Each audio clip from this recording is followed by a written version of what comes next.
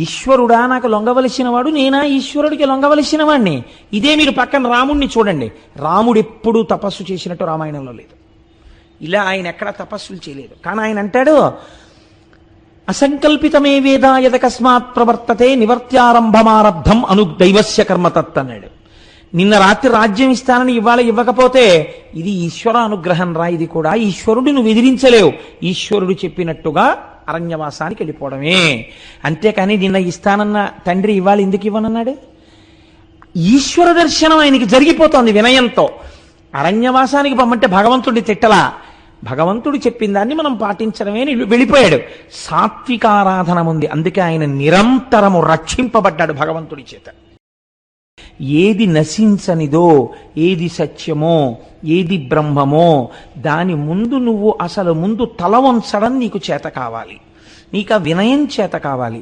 కాబట్టి నీకు అలా వినయాన్ని ఇవ్వగలిగినటువంటి ఆ గురువు యొక్క సమక్షంలో కూర్చుని ఆయన దిద్దితే అక్షరాలు దిద్దు అని అక్షరాభ్యాసాన్ని కూడా అంత గొప్ప క్రతువుగా మన వాళ్ళు స్వీకరించారు. మన వాళ్ళు ఏది చేసినా దాని చిట్ట చివరి ప్రయోజనము పరబ్రహ్మమును చేరుటయే. పరబ్రహ్మమును చేరుట తప్ప అన్యమైనటువంటి ప్రయోజనం మనకి లేదు. నాకు స్ఫురణలో లేదు కానీ ఒక శ్లోకం ఉంది. ఆ శ్లోకంలో ఏమంటారో తెలుసా అండి? నిన్ను సంగీతం ఎవరు నేర్చుకోమన్నారని అడిగారు. నేను తెల్లబోయాను ఆ శ్లోకం చదివి. నీకు సంగీతం నేర్చుకోవాల్సిన అవసరం ఏంటి? నువ్వు వీణ తీసి పట్టుకుని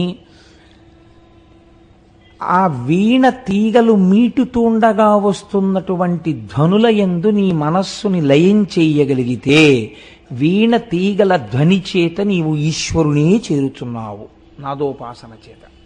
మన వాళ్ళు వీణ పట్టుకుంటే ఈశ్వరుణ్ణి చేరడానికి మార్గంగా స్వీకరించారు తప్ప ఈ సనాతన ధర్మమునందు కేవల సుఖము కొరకు ఈశ్వరార్చన అన్నది హేయమైన విషయం. ఈశ్వరుడు అలా చెయ్యొద్దని చెప్పలేదు. ఆర్తి జిజ్ఞాసురర్థార్థి అన్నాడు ఆయన. కానీ అదే వ్యాపకం కాకూడదు. ఇంకెప్పుడూ కోరికలతో సతమతం అవడం కాకూడదు.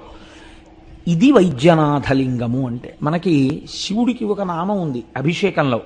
ప్రథమో దైవ్యోభిషక్ అంటాం. ఈశ్వర మీరు మొట్టమొదటి వైద్యులు ఈ లోకమునకు. వైద్యుడు సాధారణంగా ఏం చేస్తారంటే శరీరము నాది నాది అని చెప్పినటువంటి ఈ శరీరంలో మీకే తెలియకుండా ప్రవేశించినటువంటి రుగ్మతని తాను తొలగిస్తాడు. నేను నిన్నటి రోజున ఒక ఈఎన్టీ హాస్పిటల్లో కొత్త బిల్డింగ్లోకి షిఫ్ట్ అయింది. పావని క్లినిక్. డాక్టర్ జిఎస్ఎన్ మూర్తి గారు బహు ఉదారులు, ఈశ్వర స్వరూపులు. వారు ఆహ్వానిస్తే కాదనలేక నిన్న ఇక్కడ ప్రసంగం అయిన తర్వాత నేను వెళ్తే వారు నాకు ఒక ఆపరేటస్ చూపించారు. ఇందుకు కదా మిమ్మల్ని ఈశ్వర శబ్దంతో పిలిచింది శాస్త్రము అన్నాను నేను. ఆయన నాకు ఒక ఆపరేటస్ చూపించి అన్నారు, కోటేశ్వరరావు గారు సాధారణంగా 3 సంవత్సరముల వయస్సు దాటిపోతే పిల్లవాడికి మాటలు సరిగా పలకనప్పుడు వీడు మూగివాడిగా ఉన్నాడని, వీడు పిలిచినటువంటి పలుకుకి ప్రతిస్పందించట్లేదని పెద్దలు తెలుసుకుంటారు. కానీ 3 సంవత్సరముల వయస్సు దాటిపోయిన తరువాత ఇంకా వైద్య శాస్త్రానికి ఆ రుగ్మత లొంగదు. 3 సంవత్సరముల లోపల తెలుసుకోగలిగితే మాత్రం మూగివాడిగా పుట్టినవాణ్ణి, చెవిటివాడిగా పుట్టినవాణ్ణి కూడా మాట వచ్చేవాడిగా, వినకిడి శక్తి కలిగిన వాడిగా చెయ్యడానికి శాస్త్రమునందు ప్రత్యేకమైన పద్ధతి ఉందండి. ఈ మధ్య ఒక పిల్లవాడు నా దగ్గరికి వస్తే నేను టెస్ట్ చేసి ఈ పిల్లవాడికి మాటలు రావు, ఈ పిల్లవాడికి చెవుడు అని తెలుసుకున్నాను. అప్పుడు వాడు చెప్పలేడు, మాట్లాడలేడు. మాట్లాడలేని వాడి యందు మాటలేనితనం ఉందని తెలుసుకోవాలి. ఇది ఈశ్వర ప్రజ్ఞ. తెలుసుకుని అథవా ఎంత తక్కువ ఖర్చు పెట్టించే ప్రయత్నం చేసినా 4 లక్షలైందండి. కానీ ఇప్పుడు ఆ పిల్లవాడు గడగడ మాట్లాడుతూ అన్నీ వింటుంటే వాడు నా దగ్గరికి వచ్చినప్పుడు నేను నేర్చుకున్న విద్య సార్థకత పొందిందని నా కన్నుల నీరొస్తుంది అన్నారు ఆయన. చూడండి, ప్రథమో దైవ్యోభిషక్ ఎంత గొప్ప మాట. అందుకంది శాస్త్రం. ఆయన మొదటి వైద్యుడు. ఇది శరీరమునందు ఉన్నటువంటి రుగ్మతను తొలగించగలుగుట. రెండవది ఒకటి ఉంది. అది మనకి భవరోగం అని ఒక రోగం ఉంది. అంటే ఈ రోగం ఉందంటే అందరూ అంగీకరించడానికి ఇష్టపడకపోవచ్చు. మీరు ప్రాజ్ఞులు కనుక అంగీకరించవచ్చు. భవరోగం అంటే సంసారంలో పడి కొట్టుకుంటూ ఉండడం ఎప్పుడు. ఈ భవరోగానికి ప్రధాన కారణం అహంకారమే. ఈ భవరోగంలో పడి కొట్టుకునేటటువంటి వాణ్ణి పైకెత్తి తన పాదముల దగ్గరికి చేర్చుకుంటాడు. కాబట్టి కూడా ఆయన వైద్యనాథుడి. 2 కారణముల చేత వైద్యనాథలింగము అని దాన్ని పిలుస్తారు. వైద్యులకు నాథుడైన వాడు లేదా వైద్యనాథుడు, వైద్యుల యందు పెద్ద వైద్యుడు. ఈ కారణం చేత ఇప్పుడు మీరు ఈ జ్యోతిర్లింగం రావలసినటువంటి అవసరం ఏమిటో, ఏ నేపథ్యంలో ఇది వచ్చిందో మీరు తెలుసుకునేటటువంటి ప్రయత్నాన్ని చెయ్యండి. లంకానాయకుడైన రావణుడు కైలాసాచలాధీశ్వరున్ పంకేజాక్ష ముఖామరార్చిత పదాబ్జాతున్ శివున్ శంకరున్ బింకం బొప్ప భజింపనించి హిమభూభృద్వృక్ష షండోర్మియందు ఓంకార స్మరణంబు చేయుచు తపం ఉత్సాహి అయి సల్పుడున్. ఈ పద్యంలో అంటారు, ఒక్కొక్క పద్యంలో ఆవిష్కరించేస్తారండి విషయాన్నంతటిని. దాన్ని ఒడిసి పట్టడంలో జ్యోతిర్లింగం ఉంటుంది. జ్యోతి అంటే ప్రకాశం కదండి. అన్ని లింగాలు ఒక్క కారణానికి ఎందుకు వస్తాయి? ఆవిర్భావమునందు మీరు దాని వెనక రహస్యాన్ని పసిగట్టాలి. పసిగడితే ఆ జ్యోతి మీ యందు ప్రకాశించినట్లు అవుతుంది. లేనప్పుడు కేవలం దాన్ని మీరు కథ కింద విన్నారనుకోండి, దానివల్ల దోషం ఉందని కానీ తక్కువ ఫలితం వస్తుందని కానీ నేను అనను, కానీ అది మీ ఉపాసనా కార్యక్రమాన్ని పెంచుతుందని మాత్రం నేను అనలేను. కాబట్టి చూడండి, ఒకానొక సమయంలో లంకానాయకుడైన రావణుడు, లంకాపట్టణాన్ని పరిపాలించేటటువంటి రావణాసురుడు. రావణుడు అంటే సరిపోదా? లంకానాయకుడైన రావణుడు అన్న మాట ఎందుకు అనాలి? లంకానాయకుడైన రావణుడు అంటే లంకాపట్టణం ఎప్పుడూ కూడా దక్షిణ దిక్కునే ఉంటుంది కదండి. ఊరికి దక్షిణ దిక్కున ఏది ఉంటుంది? శ్మశానం ఉంటుంది. ఎప్పుడైనా మీరు చూడండి, బతికున్న కాలంలో ఏమీ తోచట్లేదు, అలా సినిమాకు పోదాం, అలా షికారుకు పోదాం, అలా వాళ్ళ ఇంటికి పోయి వాడిని బాడీ చేసేద్దాం అని చెప్పి తిరిగేవాడే తప్ప, ఏం తోచట్లేదు కాసేపు అలా శ్మశానానికి పోయిద్దాం రండి అని ఎవడైనా అంటేనేంటి? ఎవ్వరూ అనరు అలాగా. కానీ చిట్ట చివరి ప్రయాణం, ఈ జీవనయాత్రకు ముగింపు మాత్రం ఎక్కడికి వెళ్ళడంతో? అక్కడికి వెళ్ళడంతోనే పూర్తయిపోతుంది. కాబట్టి ఈ వచ్చిన శరీరములు, తిరుగాడుతున్న శరీరముల యొక్క ఆఖరి యాత్ర ఎక్కడికి వెడుతుంది? అక్కడికే వెడుతుంది. అంటే దక్షిణ దిక్కున ఏది ఉన్నది? శరీరములు కలిసిపోయేటటువంటి ప్రదేశం ఉన్నది. కాబట్టి శరీరమును చూసుకుని తాననుకున్నటువంటి వాడు ఎవడున్నాడో, ఏది నశించిపోతుందో, నశించిపోయేదానికి నాయకుడైన వాడు అనగా ఈ శరీరము నేను అనుకున్నవాడు. అంటే అన్యాపదేశంగా అజ్ఞానమునందున్నవాడు. అజ్ఞానమునందున్నవాడు అనడానికి ఆయన చదువుకోలేదా? అద్భుతంగా చదువుకున్నాడు, వేదం చదువుకున్నాడు, సంధ్యావందనం చేస్తాడు, త్రికాల సంధ్యావందనం, లింగార్చన చేస్తాడు. చదువుకోకపోవడం ఏంటండి? ఆయన చదువుకోలేదు అని మీరు సర్టిఫికెట్ ఇస్తే ఎలా చెల్లుతుంది? నేను చెప్తున్నాను, ఆయన త్రికాల సంధ్యావందనం చేశాడు, వేదం చదువుకున్నాడు, ఘన జటా చెప్పాడు, లింగార్చన చేస్తాడు. మరి ఈ చదువు కాదా? ఒక స్థాయి ఎందు కాదు. ఎందుకు కాదు మీరు తెలుసుకుంటే మీ ఉపాసనని దిద్దుతుంది ఇప్పుడు ఈ జ్యోతిర్లింగం. కాబట్టి ఇప్పుడు లంకానాయకుడైన రావణుడికి ఏం బుద్ధి పుట్టింది అంటే అజ్ఞానంతో ఉన్నవాడు కదా. ఇప్పుడు అసలు ఈశ్వరుడి వైపుకి తిరిగితే ఆశ్చర్యంగా ఉంటుంది, కానీ ఆయన చేసేది ఈశ్వరోపాసన చేస్తూ ఉంటాడు. ఏం చేశాడు అంటే కైలాసాచలాధీశ్వరున్, కైలాసమునకు అధినేత అయినటువంటి శివుడు. కైలాసం అన్న మాటని అమరకోశం వ్యాఖ్యానం చేసింది. ఎక్కడ పార్వతీ పరమేశ్వరుల యొక్క కేళీ విలాసముగా ఈ లోకముల యొక్క ఆవిర్భావమునకు నాందీవాచకము పడుతుందో, ఎక్కడ నటరాజ ప్రకృతి జరుగుతోందో, ఎక్కడ ఆయన సృష్టికర్తగా ఈ సృష్టి చేస్తున్నాడో, స్థితికర్తగా ఉన్నాడో, ప్రళయకర్తగా ఉన్నాడో, ఆ నటరాజతత్వం ఎదర మీరు విందురుగాని ఎలాగో. కాబట్టి అటువంటి పరబ్రహ్మమును తెలుసుకునే ప్రయత్నం చేస్తున్నాడు. ఇప్పుడు ఈ ఉన్న స్థాయిలో ఆ ఉన్న వస్తువుని కనుక్కోవడం కుదురుతుందా? మీరు చెప్పండి. 5వ క్లాస్ చదువుకున్న పిల్లవాడి దగ్గరికి మీరు పట్టుకెళ్ళి ఎంబీబీఎస్ ఎనాటమీ పుస్తకం పెట్టారనుకోండి, వాడు చదవగలడా? చదవలేడు. వాడు ఎలా చదువుతాడు? వాడికి కుదరదు. వాడు చదువుకున్న చదువు ఎనాటమీ చదవడానికి కుదరదు. వాడు ఎంసెట్ రాయాలి, మంచి ర్యాంక్ రావాలి, మెడిసిన్లో జాయిన్ అవ్వాలి, ప్రొఫెసర్ల దగ్గర కొంత నేర్చుకోవాలి, ఆ తర్వాత ఎనాటమీ పుస్తకాన్ని వాడు చదవగలుగుతాడు. శరీరము నేను అనే అహంకారంతో ఉన్నవాడికి కైలాసాచలాధీశుని యొక్క దర్శనం ఎలా దొరుకుతుంది? కాబట్టి దొరకదని మీరు నిర్ధారించవలసి ఉంటుంది ఇప్పుడు కదండి. కానీ ఆయన ఏం చేస్తున్నట్ట, ఆయన్ని పట్టుకోవడానికి బింకంబొప్ప భజించనించి చాలా బింకంతో కూడిన తపస్సు మొదలెట్టాడు. బింకం అంటే ఏమిటి ఇక్కడ?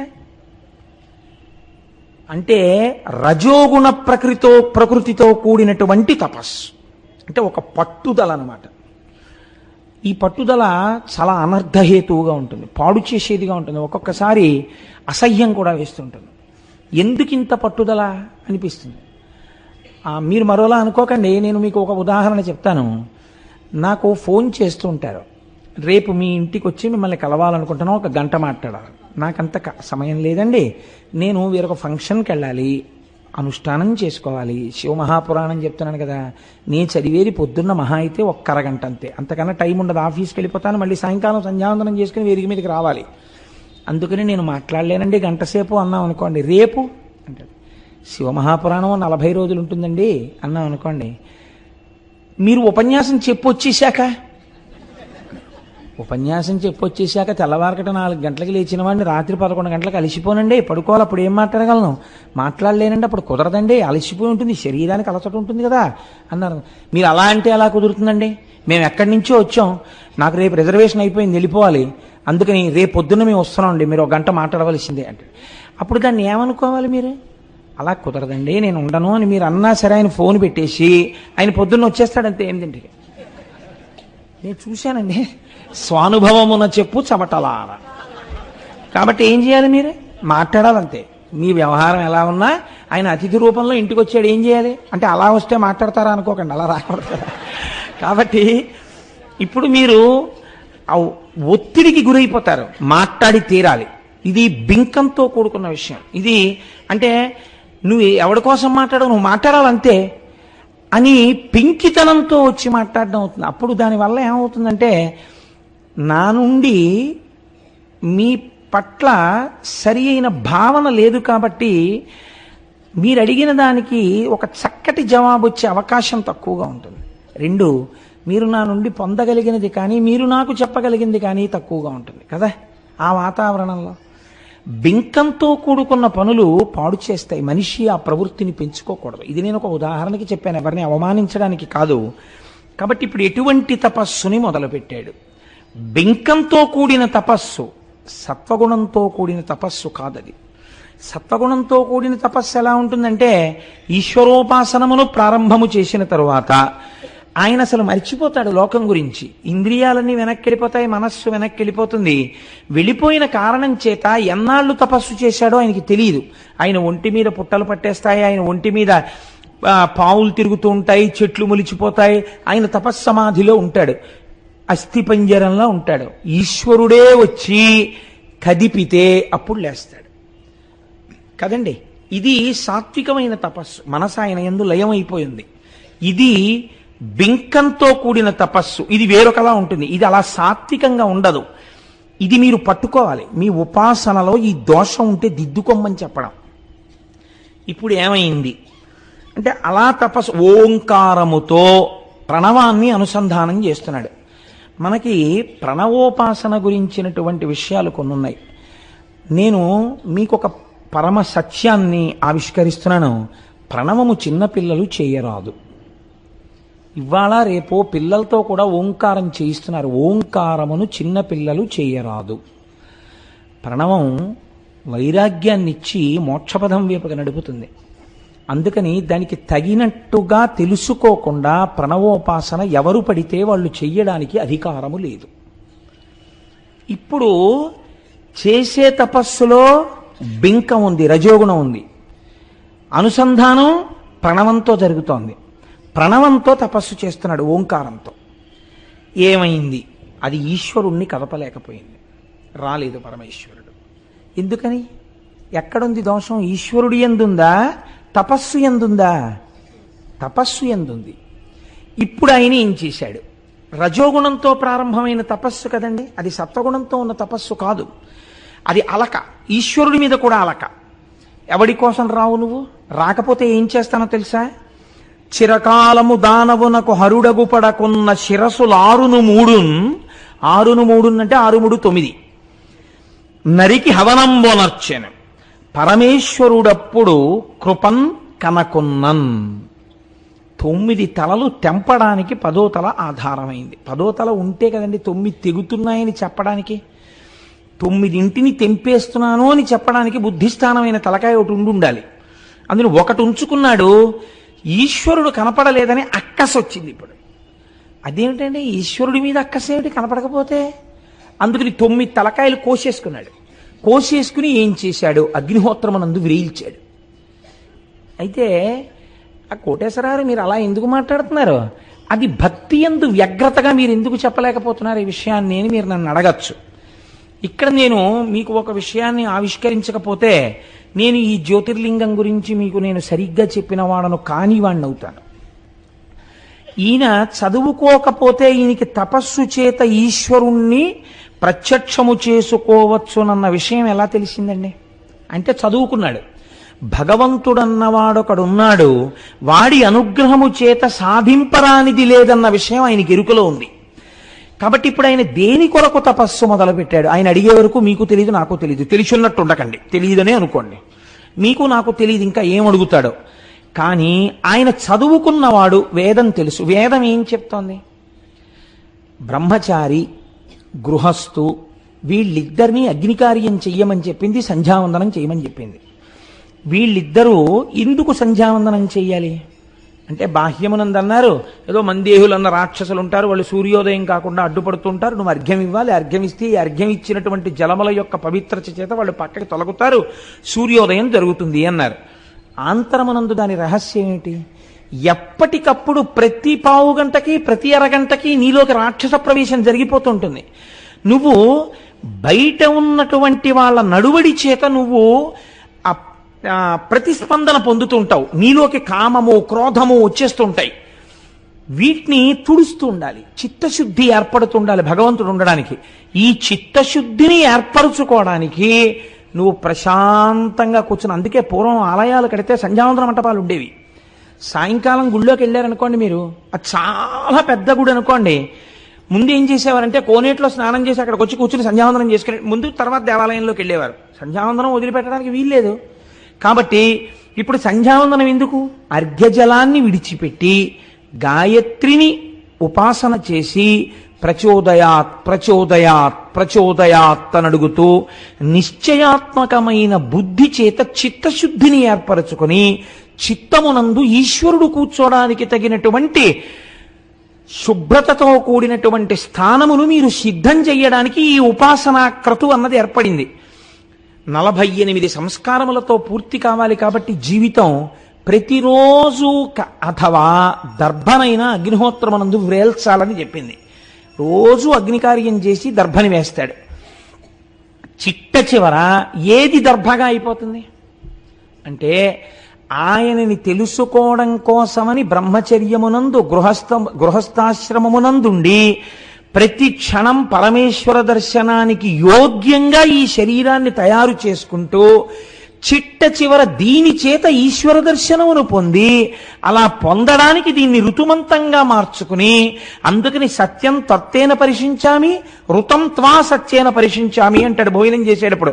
పరిశేచనంలో పరిశేచనం చేసి భోజనం వదిలిపెట్టేశాడు అనుకోండి, మహాదోషం. అందుకే అలా లేవకండి విస్తర దగ్గర నుంచి అవపోసన పట్టి లేచిపోతున్నారు ఏమిటంటారు. అంటే ఏమిటి దాని అర్థం? అంటే మీరు ఈ శరీరంతో దేని కొరకు వచ్చారో ఆ ఉపాసన చేసి ఈశ్వరుణ్ణి తెలుసుకోవాలి. అంతేగాని పరిశేచనం చేసి భోజనం వదిలేసినట్టు ఇందులోకి వచ్చి కామక్రోధాలతో తిరగడానికి ఇది కాదు కదా. దీంతో ఈశ్వరుణ్ణి తెలుసుకోవడానికి శరీరం అద్యంకులకి ఇది ధర్మసాధనం. కానీ ధర్మసాధనమైన శరీరాన్ని కామక్రోధాదుల కొరకు ఉపయోగించి ఆ అక్క చెల్లెళ్ళకి నివాసం చేసి నువ్వు ఈశ్వరుణ్ణి తెలుసుకోవడంలో భంగపాటుకు గురైపోతున్నావు. అప్పుడు ఏమైంది? ఇంకొకడు తీసుకెళ్లి కాలుస్తున్నాడు ఈ శరీరాన్ని. కాదు, దాని రహస్యం అది కాదు అసలు. చిట్ట చివర ప్రతిరోజు నువ్వు ఒక దర్భని అగ్నిహోత్రంలో ఎలా వ్రేల్చావో అలా ఆఖరణ ఈశ్వరుణ్ణి తెలుసుకున్న ఈ శరీరము కూడా, అందుకే నీతిని కుమ్మరించేవారు, ఈ శరీరాన్ని కూడా అగ్నిహోత్రమనందు ఒక దర్భగా వేసేసేవారు. అంటే ఇది కూడా తెలుసుకున్నది. ఏ అగ్నిహోత్రం చేశాడో ఆ అగ్నిహోత్రము చేత చిత్తశుద్ధితో ఈశ్వరుణ్ణి తెలుసుకుని కపాల మోక్షాన్ని పొంది ఆయన ఈశ్వరుణ్ణి చేరిపోయాడు. ఆయన జీవితాన్ని అగ్నిహోత్రంలో దర్భలా వాడినట్టు ఈ శరీరము కూడా అగ్నిహోత్రములో దర్భగా పడిపోతోందని పడేస్తారు. ఇలా నువ్వు వెళ్ళు మర్యాదతో అని శాస్త్రం చెప్పింది. కానీ చిత్రం ఏం జరుగుతోంది? మనం అలా అగ్నిహోత్రంలో శరీరం పడేటట్టుగా ప్రవర్తించడం మానేసి రజోగుణ ప్రకోపంతో తమోగుణ ప్రకోపంతో ఈశ్వరుడు నాకెందుకు లొంగడని తలలు కోస్తున్నాడు. ఇప్పుడు సాత్వికారాధనమా రజోగుణ భూయిష్టమైన ఆరాధనమా? ఇప్పుడు చెప్పండి నాకు. అది కాదు. కాదు కాబట్టి ఏది లేదు దాని యందు వినయము లేదు. వినయమే ఉందనుకోండి, ఈశ్వరుడా నాకు లొంగవలసిన వాడు, నేనా ఈశ్వరుడికి లొంగవలసిన వాడిని? ఇదే మీరు పక్కన రాముణ్ణి చూడండి. రాముడు ఎప్పుడూ తపస్సు చేసినట్టు రామాయణంలో లేదు. ఇలా ఆయన ఎక్కడా తపస్సులు చేయలేదు. కానీ ఆయన అంటాడు, అసంకల్పితమే వేద యదకస్మాత్ ప్రవర్తతే నివర్త్యారంభమారబ్ధం అను దైవస్య కర్మతత్ అన్నాడు. నిన్న రాత్రి రాజ్యం ఇస్తానని ఇవాళ ఇవ్వకపోతే ఇది ఈశ్వర అనుగ్రహం రా. ఇది కూడా ఈశ్వరుడు నువ్వు ఎదిరించలేవు. ఈశ్వరుడు చెప్పినట్టుగా అరణ్యవాసానికి వెళ్ళిపోవడమే. అంతేకాని నిన్న ఇస్తానన్న తండ్రి ఇవాళ ఎందుకు ఇవ్వనన్నాడు? ఈశ్వర దర్శనం ఆయనకి జరిగిపోతోంది వినయంతో. అరణ్యవాసానికి పంపంటే భగవంతుడి తిట్టలా, భగవంతుడు చెప్పిన దాన్ని మనం పాటించడమే వెళ్ళిపోయాడు. సాత్వికారాధన ఉంది. అందుకే ఆయన నిరంతరము రక్షింపబడ్డాడు భగవంతుడి చేత. నీకు రాముడి జీవితం ఆదర్శంగానే రావణుడి జీవితం ఆదర్శం కాదు.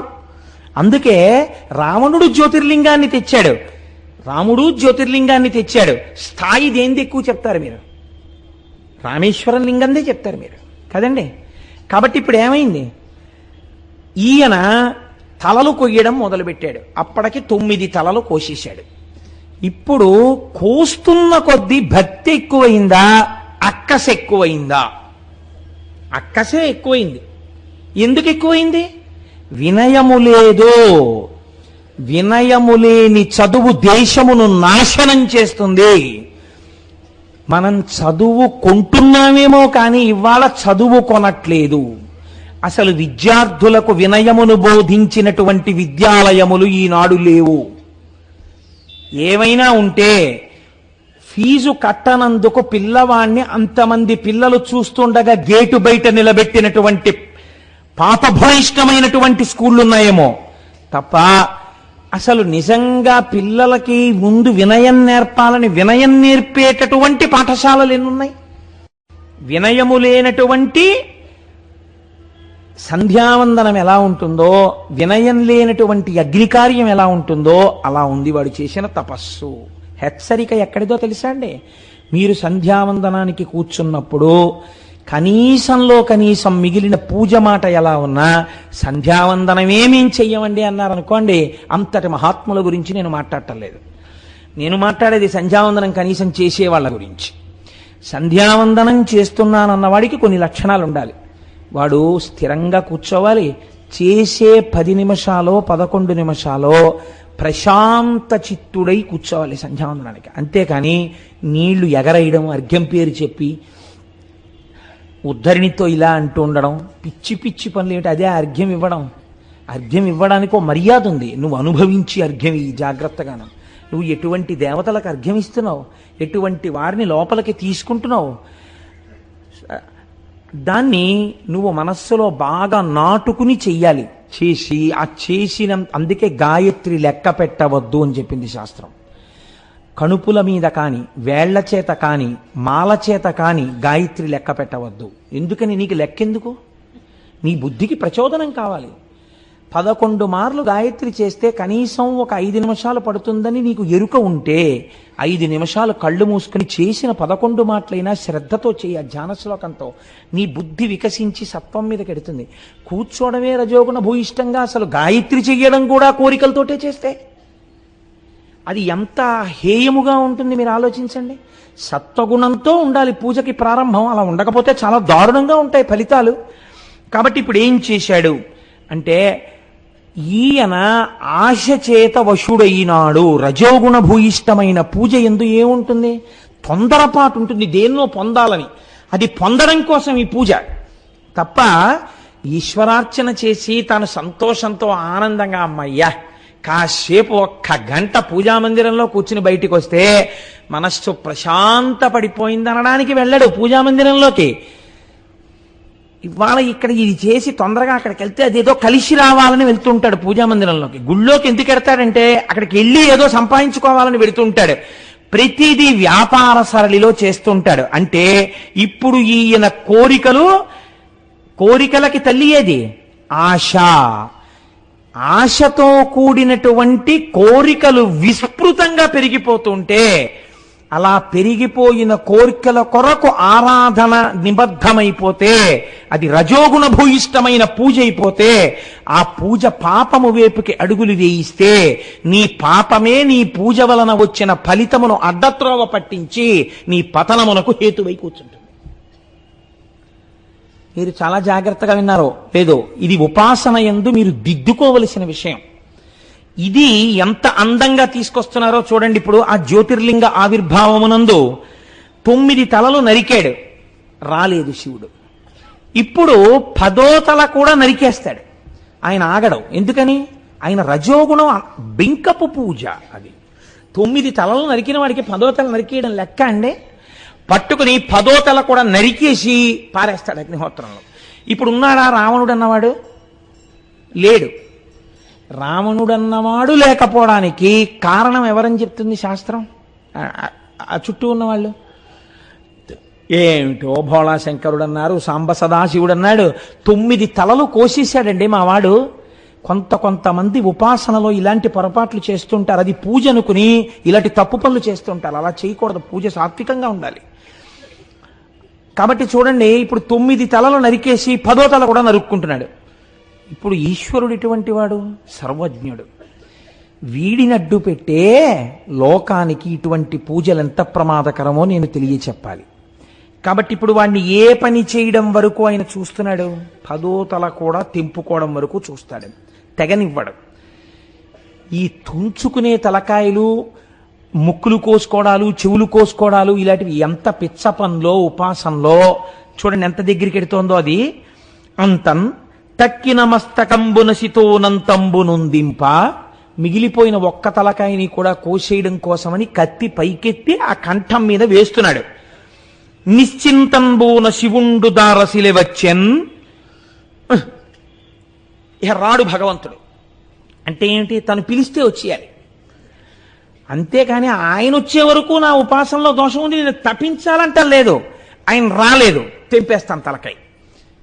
ఇప్పుడు శంకరుడు వచ్చాడు. ఇప్పుడు వచ్చింది ఎలా ఉంటుందంటే వద్దంటే వచ్చినట్టు ఉంటుంది కదా. కాబట్టి నిశ్చింతంబోన శివుండు దారసిల వచ్చెన్ పూర్వభంగిన్ తలం సంతోషంబున శంకరుండడుగు మిచ్చన్ కూర్తునాన్. ఆయన ఎప్పుడైతే వచ్చి ఎదురుగుండా నిలబడ్డాడో మళ్ళీ 10 తలకాయలు మొలిచి. వాడిని అలా ఉంచడం కదా ఆయనకి కావలసింది. 10 తలకాయలున్నా బుర్రకాయ లేనివాడు, అసలు బుర్రకాయ లేదు వీడికి. ఇది ఆయన చెప్పవలసింది. కాబట్టి 10 తలకాయలు మొలిపించాడు. ఎందుకు ఆ పనికి మేళ్ళ తలకాయలు? కాబట్టి 10 తలకాయలు మొలిచి. మొలిచిన తర్వాత ఆయన అన్నాడు, ఏమిటి కావాలి నీకు? ఎందుకు చేశావు ఇంత ఘోరమైన తపస్సు? దైత్యుడత్యంతంబున్ బలమిచ్చి 7 గడవై అస్మత్పురించేరుమా. వాడు 2 కోరికలు కోరాడు.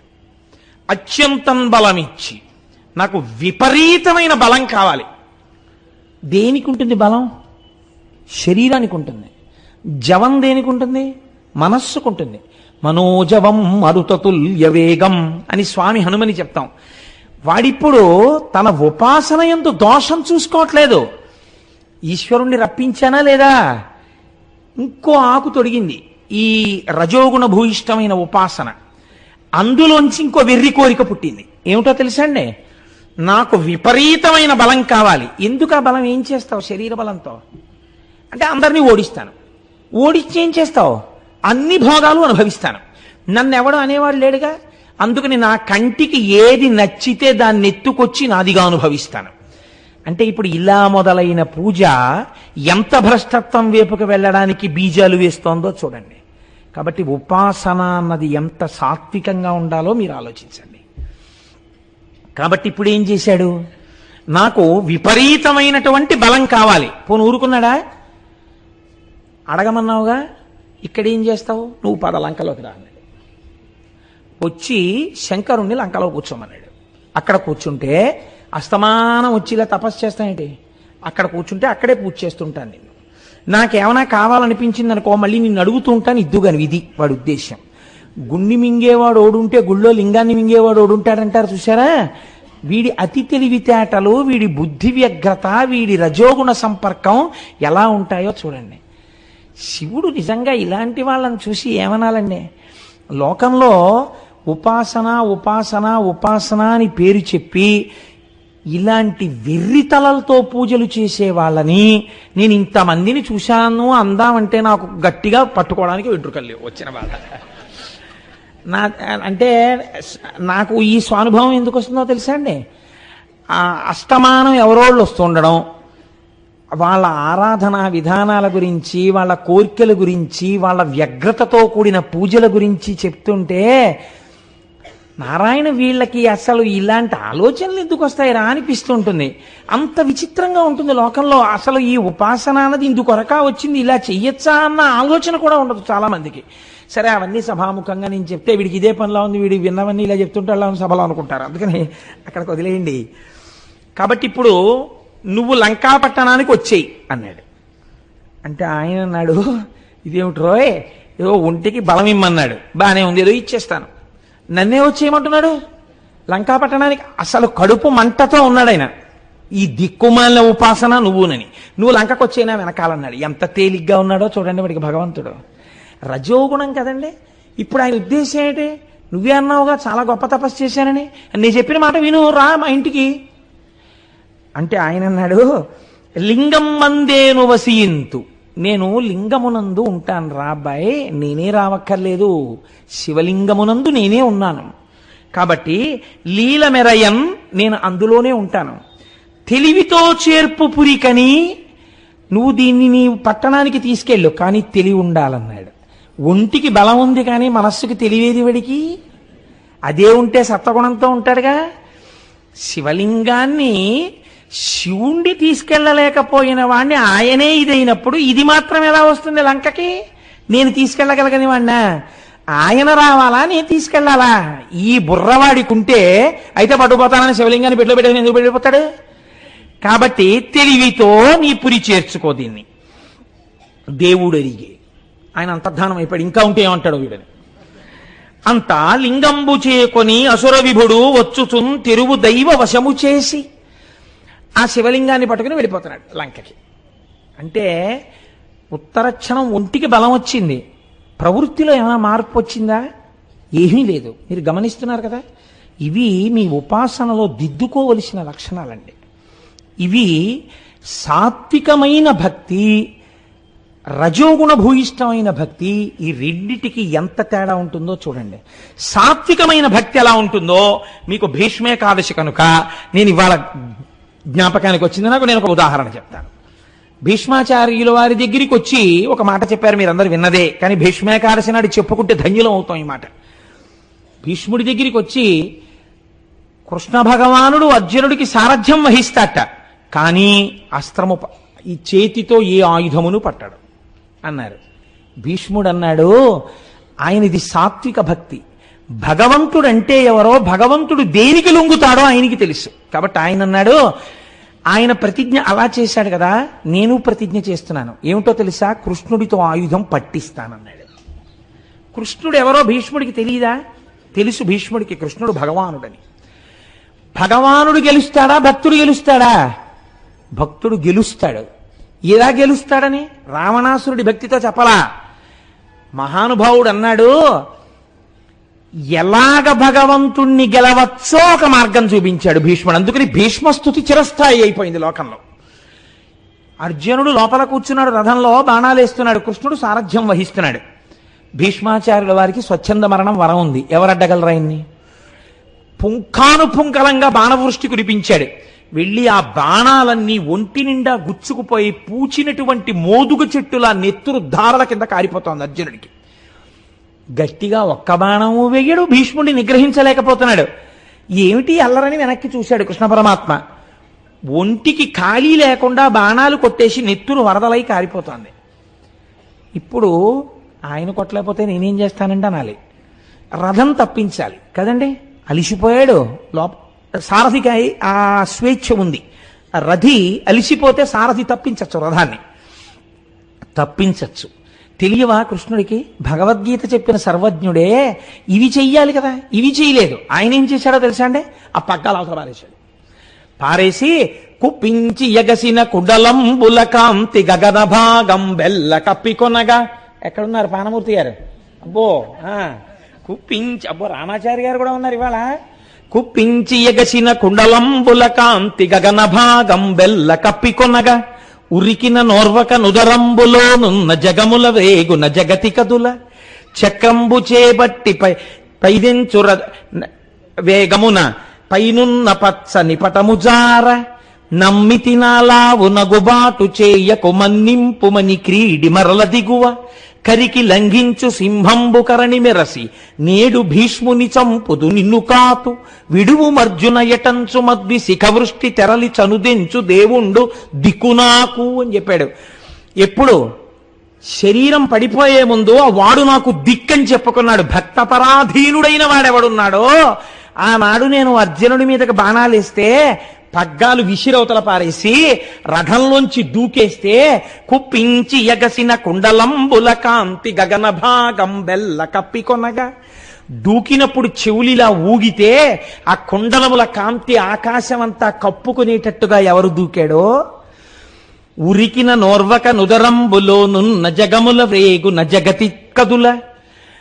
ఆయన దూకినప్పుడు ధన్ మన దూకేటప్పటికి ఆ పొట్టలో ఉండేటటువంటి లోకాలన్నీ ఇలా కదిలిపోయేట, ఆ కడుపులో ఉన్న లోకాలు కదిలిపోయేటట్టుగా దూకినటువంటి వాడెవరున్నాడో గబగబా చక్రంబు చేపట్టి చనుదెంచురయము నపైనున్న పచ్చని పటముజార. చక్రం చేత్తో పట్టేసుకుని ఎవరు? నేను పట్టను ఆయుధం అన్నవాడు పట్టేశాడు. చక్రంబు చేబట్టి చనుదించురయము నపైనున్న పచ్చని పటముజార. ఉత్తరీయం మర్యాదకి చిహ్నం. ఉత్తరీయం జారిపోయింది. చక్రం పట్టేసుకున్నాడు. పట్టుకున్నవాడు పోని ఊరుకున్నాడా? నమ్మి తినాలా ఉనగుబాటు చేయకు మన్నింపుమని క్రీడి మరల దిగువ. అర్జునుడు ధనస్సు పారేసి పరిగెత్తుకొచ్చాడు. బావా భీష్ముడు బాణాలేస్తే అర్జునుడు నిగ్రహించలేకపోతే ప్రతిజ్ఞ చెప్పి తప్పి కృష్ణుడు చక్రం పట్టుకుని వెళ్ళి చంపేశాడు భీష్మాచార్యుల వారిని అని రేపు లోకం చెప్పుకుంటుంది. బావా నా పరువు పోతుంది, ఊరుకో ఊరుకో ఊరుకో అంటున్నాడు. అంటుంటే నీ జోలికి వస్తాడా, నీ మీది నీ బాణాలు వేస్తాడా, ఏం చేస్తానో చూడు భీష్ముడిని. తెలియదు భీష్ముడు మహాజ్ఞానని అని కరికి లంఘించు సింహంబు కరణి మెరసి నేడు భీష్ముని చంపుతు నిన్ను కాతు విడువు మర్జున ఎటంచు మద్వి శిఖవృష్టి తెరలి చనుదెంచు దేవుండు దిక్కునాకు. ఆనాడు తన భక్తుడైన అర్జునుణ్ణి రక్షించుకోవడానికి చేసిన ప్రతిజ్ఞ మరిచిపోయి చేతిలో చక్రం పట్టుకుని భీష్ముణ్ణి చంపేస్తాను, అది కూడా ఏనుగు యొక్క కుంభస్థలం మీదకి దూకి చంపిన సింహంలా చంపేస్తానని పరిగెత్తుకొచ్చేసి తన ప్రతిజ్ఞ మర్చిపోతే నేనానాడు ధనస్సు పక్కన పెట్టి భక్తపరాధీనా అని నమస్కరించానే, ఆ కృష్ణుడు నాకు రక్ష అని చెప్పుకున్నాడు. వాడు నాకు దిక్కు అన్నాడు భీష్మాచార్యుల వారు. కాబట్టి అది సాత్విక భక్తి. అది భగవంతుని యొక్క కోపం ఎప్పుడు వస్తుందో కూడా చెప్పగలిగిన భక్తి. తన భక్తులకి హాని జరిగితే తట్టుకోలేని వాడు ఈశ్వరుడిని ఆవిష్కరించిన భక్తి. అందుకే భీష్ముడికి తర్పణలు ఇస్తున్నాం, భీష్ముడి పేరు చెప్పుకుని పొంగిపోతున్నాం. భగవంతుడే ఎదురుగుండా నిలబడి వెళ్ళిపోతున్న వాడి చేత సహస్రం చెప్పించుకుని లోకానికి అందించినటువంటి ఖ్యాతి బహుశా భీష్ముడికి ఒక్కడికే దక్కింది లోకంలో. కాబట్టి ఇప్పుడు చూడండి భీష్మ భక్తికి రావణ భక్తికి ఎంత తేడా ఉందోను. ఇప్పుడు ఈ శివలింగాన్ని పట్టుకుని బయలుదేరాడు.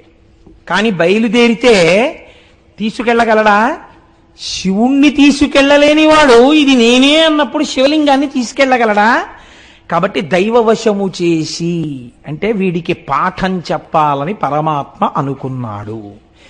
ఇప్పుడు ప్రత్యక్షమై అనుగ్రహించినట్ట, ప్రత్యక్షమై ఉపాసనా దోషము వలన వాడే పాడైపోతున్నట్ట. మీరు చెప్పండి. అడిగిన రెండు కోరికలు ఏమిటి? ఒకటి నాకు బలం కావాలి, రెండు నువ్వు వచ్చేయాలి. మొదటిది అలా పెట్టండి. ఇంకా ఒంటికి కొవ్వెక్కి బలం ఉంది, వచ్చేసింది బలం. ఇప్పుడు శివలింగాన్ని పట్టుకుని బయలుదేరాడు. రెండోది నెరవేరుతోందా మీరు చూడండి. శరీరానికి ఎంత బలవంతుడవనివ్వండి, ఈశ్వర నిర్ణయం ఒకటి ఉంది కదా, పిండాండ బ్రహ్మాండానుసంధానము అని ఒకటి ఉంది. ఈ శరీరానికి ఆకలేస్తుంది, నేను చాలా బలవంతుండండి, నేను అన్నం తిందంటే నీరసపడిపోతుంది, శోషించిపోతుంది, కాబట్టి తినాలి కదా. బ్రహ్మాండంలో ఉన్న యాపిల్ పండు తీసుకెళ్లి ఇందులో పారేయాలి కదా పిండాండంలో. మళ్ళీ పిండాండంలో మిగిలిపోయిన శేషాన్ని ఎవరు పుచ్చుకుంటారు? బ్రహ్మాండం పుచ్చుకోవాలి. పిండాండానికి దాహం వేసింది, ఎవరివ్వాలి నీళ్లు? బ్రహ్మాండం ఇవ్వాలి. బ్రహ్మాండంలో నీళ్లు ఈ గొంతులో పోయాలి, పిండాండంలోకి నీళ్లు ఎడతాయి. ఇందులో వెళ్ళిన నీళ్లు ఎందుకు ఎడతాయి? దాహార్తిని తీర్చడమే కాదు, ఈశ్వర ప్రక్రియ ఒకటి ఉంది. దీనిలో మలినాలు పట్టుకుని ఆ నీళ్లు బయటికి రావాలి. ఎక్కడ విడిచిపెట్టాలి? బ్రహ్మాండంలో విడిచిపెట్టాలి. ఇది ఈశ్వరుడు. గురే, దాహం వేయించినవాడు ఈశ్వరుడు, నీటినిచ్చినవాడు ఈశ్వరుడు, ఇందులో పోసిన నీటిని మళ్ళీ మూత్రముగా మార్చినవాడు ఈశ్వరుడు, బయటికి పంపినవాడు ఈశ్వరుడు, ఈ మూత్రమును పుచ్చుకున్నవాడు ఈశ్వరుడు. ఏమి ఈశ్వరుడు, ఏమి కారుణ్యం అన్ననాడు ఈ వెర్రి కలగదు అసలు కదండి. వాడికి అలా కలగలేదు. కాబట్టి ఈశ్వరానుగ్రహము లుప్తమైతే అవతలవాడు పాడైపోవడానికి ఏ ఒక్కటి చాలు? మూత్రానికి రావడం చాలు. ఎంత చూడండి, ఇంత బలం ఇచ్చాడు, ఏమిటి బాగుపడ్డాడు? మూత్ర విసర్జన చెయ్యవలసిన అవసరం రావణాసురుణ్ణి పాడు చేసేసింది. మీరు చాలా జాగ్రత్తగా పట్టుకోవాలి జ్యోతిర్లింగాన్ని. చూసారా, దేనికి అహంకారం, ఎందుకు బింకం, దేనికోసం నువ్వు అల్లరి? అదే నాకు ఈశ్వరుడు తప్ప వేరొకడు లేడన్నవాడి కోసం ఈశ్వరుడు లొంగిపోయాడు. నందనారేం చదువుకున్నాడు? నందనారేం తపస్సు చేశాడు? పాలేరు నందనార్. అటువంటి వాడు తిరుప్పంగూరు వెళ్ళాడు. తిరుప్పంగూరు వెడితే కొంతమందికి ఆ రోజుల్లో నందీశ్వరుడి దగ్గర నుంచే దర్శనం. శివలింగం కనపడలేదు. కనపడకపోతే శివుణ్ణి ప్రార్థించాడు, నాకు నందీశ్వరుడు అడ్డొస్తున్నాడు, ఈశ్వరా నువ్వు నాకు దర్శనం అవ్వట్లేదు అని ఆయనకి చెప్పుకుని ఏడ్చాడు. శంకరుడు అన్నాడు, నా భక్తుడు నంది దగ్గర నించుని నన్ను చూడాలనుకుంటున్నాడు, నందీశ్వరా నువ్వు తప్పుకో అన్నాడు. ఆనాడు తప్పుకున్న నంది ఈనాటి వరకు అలాగే ఉంది. తిరుప్పంగూరులో నంది పక్కకి తప్పుకుంది. నందనార్ దర్శనం చేశాడు. భక్తికి ఈశ్వరుడు లొంగిపోయి నందిని పక్కకి పెట్టాడు. ఇక్కడ అహంకరించిన వాడికి మూత్ర విసర్జనావసరము పాడు చేసేసింది జీవితాన్ని. కాబట్టి ఇప్పుడు ఏం చేయవలసి వచ్చింది? శివలింగాన్ని చేత్తో పట్టుకుని మూత్ర విసర్జన చెయ్యలేడు కదా. కాబట్టి మూత్రోత్సర్జనమునకై యాత్రంబుననొక్క వల్లవాంజలినిడ తన్మాత్రాభరమోపక చితాక్షేత్రంబున అతడుంచె శివలింగంబున్. దాని తొందర అటువంటిది. ఎవడో ఒకడు శివలింగం పట్టుకుంటే బాగుంటారా బాబు, తొందరగా వెళ్ళొచ్చేద్దాం అనుకున్నాడు. అటు చూశాడు, ఇటు చూశాడు, ఎవడో బాగా పట్టుకోగలడా, ఈ శివలింగాన్ని మొయ్యగలడా? వాడికి ఉన్న అహంకారం ఏమిటో తెలుసా అండి? ఇదేమిటి శివలింగం, ఇది శివుడన్న భావన వాడికి లేదు. శివుడు ఏం చెప్పాడు? ఇదే నేనని చెప్పాడు. కానీ వాడేమనుకుంటున్నాడు? ఇది శివలింగం, ఏముంది ఇందులో వెయిట్ అంటే? ఉపాసన యందు నువ్వు సమస్త బ్రహ్మాండములు నిండిపోయినటువంటి వాడు నీకు ఆ లింగమునందు కనబట్టలేదు. అదే ఉందో శివలింగం కింద నువ్వు చాలా చులకన భావంతో చూస్తున్నావు. ఈ ఉపాసన సిద్ధించదు. నువ్వు ఒక ఆలయానికి వెళ్ళినప్పుడు ఆపాతాళ నభస్థలంత భవన బ్రహ్మాండ మామిస్ఫుర జ్యోతిస్పాటిక లింగ మౌళి విల సత్పూర్ణేందో వాంతామృతై అస్తోకప్లుతమేకమీశమనిశం రుద్రాను వాకాంజపన్ ధ్యాయేత్ ఇప్సిత సిద్ధయే ధ్రువపదం విప్రోభిషించేత్యం బ్రహ్మాండ వ్యాప్త దేహ భసిత హిమరుచాభాసమానా భుజంగై కంఠే కాళాహ కపర్దాహ కలిత శశికలశ్చండ కోదండ హస్తాహ. నా కోసం ఇంత సులభుడవై కనపడుతున్నావు అన్ననాడు నీకు అదృష్టం.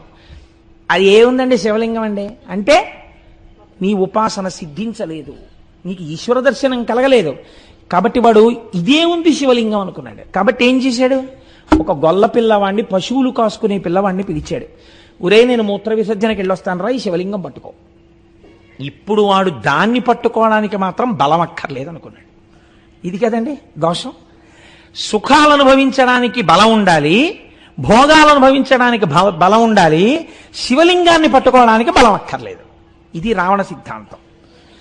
చాలామంది మనం అటువంటి జీవితంలోనే ఉంటాం. ఏంటండి పెద్ద ఊరికే భగవంతుడు, చిత్తశుద్ధి ఉంటే చాలదేంటండి? నిజంగా నీకు చిత్తశుద్ధి ఉంటే గుడికి వెళ్తావు. గుడికి వెళ్ళడం మానేయడానికి నువ్వు చిత్తశుద్ధితో ఉండక్కర్లేదు. చిత్తశుద్ధితో ఉంటే ఎప్పుడు గుడికి వెడదామా అనిపించి గుడిలోకి వెడతావు. నువ్వు వెళ్ళకపోవడం చిత్తశుద్ధి లేకపోవడానికి నిదర్శనం. ఇది రావణవాదనలు. కాబట్టి ఇప్పుడు ఏం చేశాడు? ఆ పిల్లాడి చేతిలో పెట్టి మూత్ర విసర్జనకి వెళ్ళాడు. అది శివుడు. కాబట్టి ఇప్పుడు ఏమైంది? అది ఎప్పుడు ఎలా రావణాసురుడికి బుద్ధి చెప్పాలా అని చూస్తోంది. ఉపాసనలో దోషం చాలా బరువు అయిపోయింది. వాడు మొయ్యలేకపోయాడు, కింద పెట్టేశాడు. ఆయన ముందే చెప్పాడు, ఒరే తెలివితో నీ పురి చేర్చు, ఇది ఎక్కడన్నా పెట్టావో ఎక్కడ పెట్టావో అక్కడ ఉంటానన్నాడు. ఇప్పుడు చితాక్షేత్రమునందు ఆయన పెట్టేశాడు. చితాభూమి ఎందు పెట్టేస్తే వీడు పరుగు పరుగున వచ్చాడు. వచ్చిన వాడి యొక్క వెర్రి చూడండి. వాడు వెంటనే, ఈశ్వరా తెలివితో తీసుకెళ్ళమన్నావు, కానీ ఆ తెలివి నా యందు నిలబడకపోవడానికి కూడా కారణం నువ్వే, కాబట్టి ఇప్పుడు నా బుద్ధి మార్చని ప్రార్థన చేయలేదు. ఇదంతా నేను ఎత్తుకుపోతానన్నాడు అని ఓహో కదిపాడు దాన్ని. అది కదులుతుందా? అది కదలలేదు. అది కదలనప్పుడైనా వాడి బలం మీద వాడికి అనుమానం రావాలి. ఈశ్వరుడు ఒక అవకాశం ఇచ్చాడు. అత్యంత బలంబు నిమ్ము అన్నాడు కదా, ఇచ్చాడు కదా. అది శివుణ్ణి కదపలేకపోతోంది. ఆ బలం శివుణ్ణి, భగవంతుణ్ణి కదపలేని ఈ దేహబలం ఎప్పుడో అప్పుడు పాడవడానికి పనికొస్తుంది. ఈ అవమానానికి పనికొచ్చింది తప్ప రావణుడు శివలింగాన్ని లంకకి తీసుకెళ్లలేకపోయాడు అనడానికి ఈ బలం పనికొస్తోంది. కాబట్టి ఎందుకు ఈ బలం?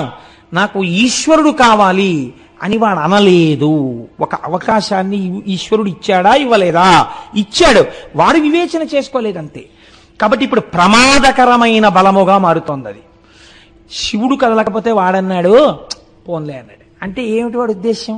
శివుడు లంకకు రాకపోయినా వాడికి ఏం బాధలేదు. ఏదో లింగం తెచ్చానా లేదా, ఇక్కడే పూజ చేసి వెళ్ళిపోతాను, పుష్ప విమానం మీద తిరుగుతూ ఉంటాను కదా, ఏమిటి పెద్ద నేనంతా ఈ రాజ్యాలని నేను కొల్లగొట్టినవి, ఇదంతా నాదే ఈ రాజ్యం, ఏముంది కావాలంటే వీళ్ళని కూడా చంపేస్తాను, ఇది కూడా నా దాంట్లో కలిపేసుకుంటాను, పుష్పక విమానం ఎక్కి ఓసారి ఇల్లంటాను, చితాభూమికి వస్తాను, ఇక్కడ పూజ చేసి వెళ్ళిపోతాను, పెద్ద పట్టుకెళ్ళకపోతే ఏమిటనుకున్నాడు. కానీ వాడు వదులుకోవడానికి ఇష్టపడింది మాత్రం ఏమిటి? శరీర బలం. ఎందుకని? భోగం కావాలి. ఇలా ఉండొచ్చా ఉపాసన? మీరు రావణుణ్ణే అనుకోకండి, మీరు మీ ఉపాసనని చెక్ చేయండి. అది జ్యోతిర్లింగం అంటే. ఇక్కడ ప్రకాశించాలి. అది మీ ఉపాసన దిద్దుబాటు జరగాలి. కాబట్టి ఇప్పుడు ఏం చేశాడు? లంకకి వెళ్ళిపోయాడు. వెళ్ళిపోయేవాడు చాలా సంతోషంగా ఉన్నాడు. అది విచిత్రం. లోకమంతా అంటోంది ఇది రావణుడు తెచ్చిన శివలింగం, మహానుభావుడు పరమశివుడే వచ్చాడు లింగస్వరూపంలో, వాడు పట్టుకెళ్ళలేకపోయాడు, అదృష్టం ఇక్కడ పెట్టేశాడు, మనం పూజ చేసుకుందాం రండి అని దేవతలందరూ వెళ్ళారు. వెళ్ళి వాళ్ళందరూ శివుడికి పూజ చేశారు. మా అదృష్టమయ్యా స్వామి, మా ప్రయత్నం లేకుండా నువ్వు మాకు దొరికావు, మేము నిన్ను పూజ చేసుకుంటామని వాళ్ళు ఎక్కడా ఉన్న వాళ్ళు వచ్చి ఇక్కడ పూజలు చేసుకుని వెళ్ళారు. వాళ్ళు ఏం కోరికలు కోరలేదు. వాళ్ళు భవరోగం పోవడానికి శంకరుణ్ణి పట్టుకున్న వాళ్ళు, జ్ఞానం కోసం. వీడు లంకకి వెళ్ళాడు. వీడికి ఒంట్లో బాగా బలం ఉంది. ఇప్పుడు వీళ్ళు పూజ చేసి కూర్చుని అనుకున్నారు, ఊరే వీడు చాలా బలం తెచ్చాడు, బలంతో ఉన్నాడు కదా, వీడు ఇవ్వాలంటే ఊరుకున్నాడు, కానీ రేపు పొద్దున బయలుదేరి వచ్చేస్తాడు అమరావతి మీదకి, వీడి బలం వల్ల చాలా ప్రమాదం వచ్చేస్తుంది కదా, ఎలా వీడికి బుద్ధి చెప్పాలి, ఎలా వీడి బలం వల్ల వీడు చాలా కాలం ఇబ్బంది పెట్టకుండా ఆ బలమే వీడి ప్రమాదాన్ని కూడా తెచ్చేయాలి, ఎలా తీసుకొద్దామని ఆలోచించారు. మహానుభావుడు, గురువు, చమత్కారి, ఎవడి యొక్క అహంకారాన్ని వాడి చేతితోనే పొడవగలిగిన వాడు నారదుడు ఉన్నాడుగా, ఆయన్ని పిలిచి, వాడికి బలం ఉంది కానీ తెలివి లేదని తెలిసిపోతోందిగా, కాబట్టి నారదా మీరు వెళ్ళి వాడు సంపాదించిన బలం వాడు పాలనడానికే పనికొచ్చేట్టు చెయ్యండి. చూశారా? ఉపాసన సరి అయింది కాకపోతే మీరు తెచ్చుకున్న విభూతులు మీకు ప్రమాదం తేవడానికి పనికొస్తాయి. తాను తవ్వుకున్న నూతులో తన బిడ్డడే పడిపోయినట్టు. కాబట్టి ఇప్పుడు ఏమైంది అంటే, వెళ్ళి లంకాపట్టణంలో కూర్చున్నాడు. నారదుడు వెళ్ళాడు. వెళ్ళి ఏమిటో కైలాసానికి వెళ్ళావుట, చాలా తపస్సు చేసావుట, శంకరుడు ప్రత్యక్షం అయ్యాట, వాళ్ళు వీళ్ళు చెప్పడమే, నీ దగ్గరే విందామని వచ్చాను, ఏం చేశావు ఏమిటి, ఏది చెప్పన్నాడు. వీడికి పొంగు అహంకారం ఒకటి ఉందిగా, ఏం చేశానంటారేమిటి, తలకాయలు కోశవతల పారేశాను, 10వ తలకాయకి వస్తుంటే ఎవడి కోసం వస్తాడు? శివుడు వచ్చాడు, ఏం కావాలన్నాడు, విపరీతమైన బలం ఇమ్మన్నాను, చూశారా, బయలుదేరతాను ఇంకా. ఇంకోటి శివుణ్ణి వచ్చేయమన్నాను, ఓ లింగం ఇచ్చాడు, కానీ ఏదో ఆ పిల్లాడికి ఇచ్చిన వాడు పెట్టేశాడు కింద, లేకపోతే తెచ్చేద్దు నేనైతే. వాడు తన తప్పు ఒప్పుకోడు, వాడికి తెలివి ఉంటే కదా. అయితే అక్కడికి వెళ్ళి పూజ చేసి వచ్చేస్తున్నాను, ఏదైతే ఏడి, నేను తలుచుకుంటే ఎవరిని గెలవలేను అన్నాడు. అంటే ఆయన అన్నాడు, కాబట్టి నీకేమర్థమైంది? శివలింగం ఇచ్చినట్టే ఇచ్చి నీకు కాకుండా చేసిన వాడు కూడా శివుడే ఉండి ఉండవచ్చు కదా అన్నాడు నారదుడు. వాడికి ఏదో అనుమానం వచ్చింది, అలా ఎందుకు చేస్తాడు అన్నాడు. మరి అయితే ఇంత శివలింగం ఇచ్చినవాడు, ఇంత బలం ఇచ్చినవాడు లంకకెళ్ళేంత వరకు ఇది రాకుండా చేయలేడా అన్నాడు. వాడికి అనుమానం వచ్చింది. ఇప్పుడు ఈ అనుమానం వాడికి వచ్చాక అన్నాడు, ఒక్కసారి ఆలోచించు, ఇంత బలం ఇచ్చాడని నువ్వు నమ్ముతున్నావు, ఒక దాంట్లో అనుమానం ప్రారంభమైంది, ఇప్పుడు నమ్ముతాడు బాగా. ఇప్పుడు బలం ఉందనుకుని నువ్వు వెళ్ళిన తర్వాత బలాన్ని ఆయన ఇచ్చుండపోతే నీ బతుకేమవుతుంది? బలం ఇచ్చాడో లేదో చూడ్డానికి ఇంకోడి మీదకి వెళ్లే ముందు ఆ కైలాసానికే వెళ్ళి అది కదిపేసి చూడు, కదపగలిగితే శంకరుడే కదిలిపోతే నీకు బాగా బలం ఉన్నట్టు, అప్పుడు ఇతరుల మీదకి వెళ్ళన్నాడు. ఇదేదో బాగుంది, అక్కడికే పోతానన్నాడు. ఎంత బుద్ధి లోపల ఉండవలసినటువంటి బలం ఉంటే వాడు గెలుస్తాడు. అందుకే మనకి 1,000 మార్లు నమః నమః నమః నమః అని పూజ చేయిస్తారు.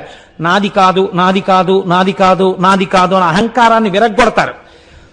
అహంకారం పెరిగిపోతే ప్రమాదానికి వెళ్ళిపోతుంది. కాబట్టి ఇప్పుడు ఈయన ఏం చేశాడు? పుష్పక విమానం ఎక్కి కైలాస పర్వతం దగ్గరికి వెళ్ళాడు.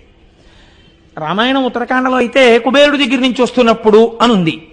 వెళ్ళి ఆ కైలాస పర్వతం దగ్గరికి వెళ్ళి కైలాస పర్వతాన్ని కదిపేస్తే శంకరుడంతటి వాడు భయపడి, అదేంట్రా అబ్బాయి అలా కదిపేస్తున్నావు, ఒరే నాన్న అలా కదపకరా, నీకు బలం ఎక్కువ, నువ్వు కదిపేస్తావు, నేను ఇచ్చిన బలమే కదా అని బతిమాలుకుంటే తనకి బాగా బలం ఉన్నప్పుడు.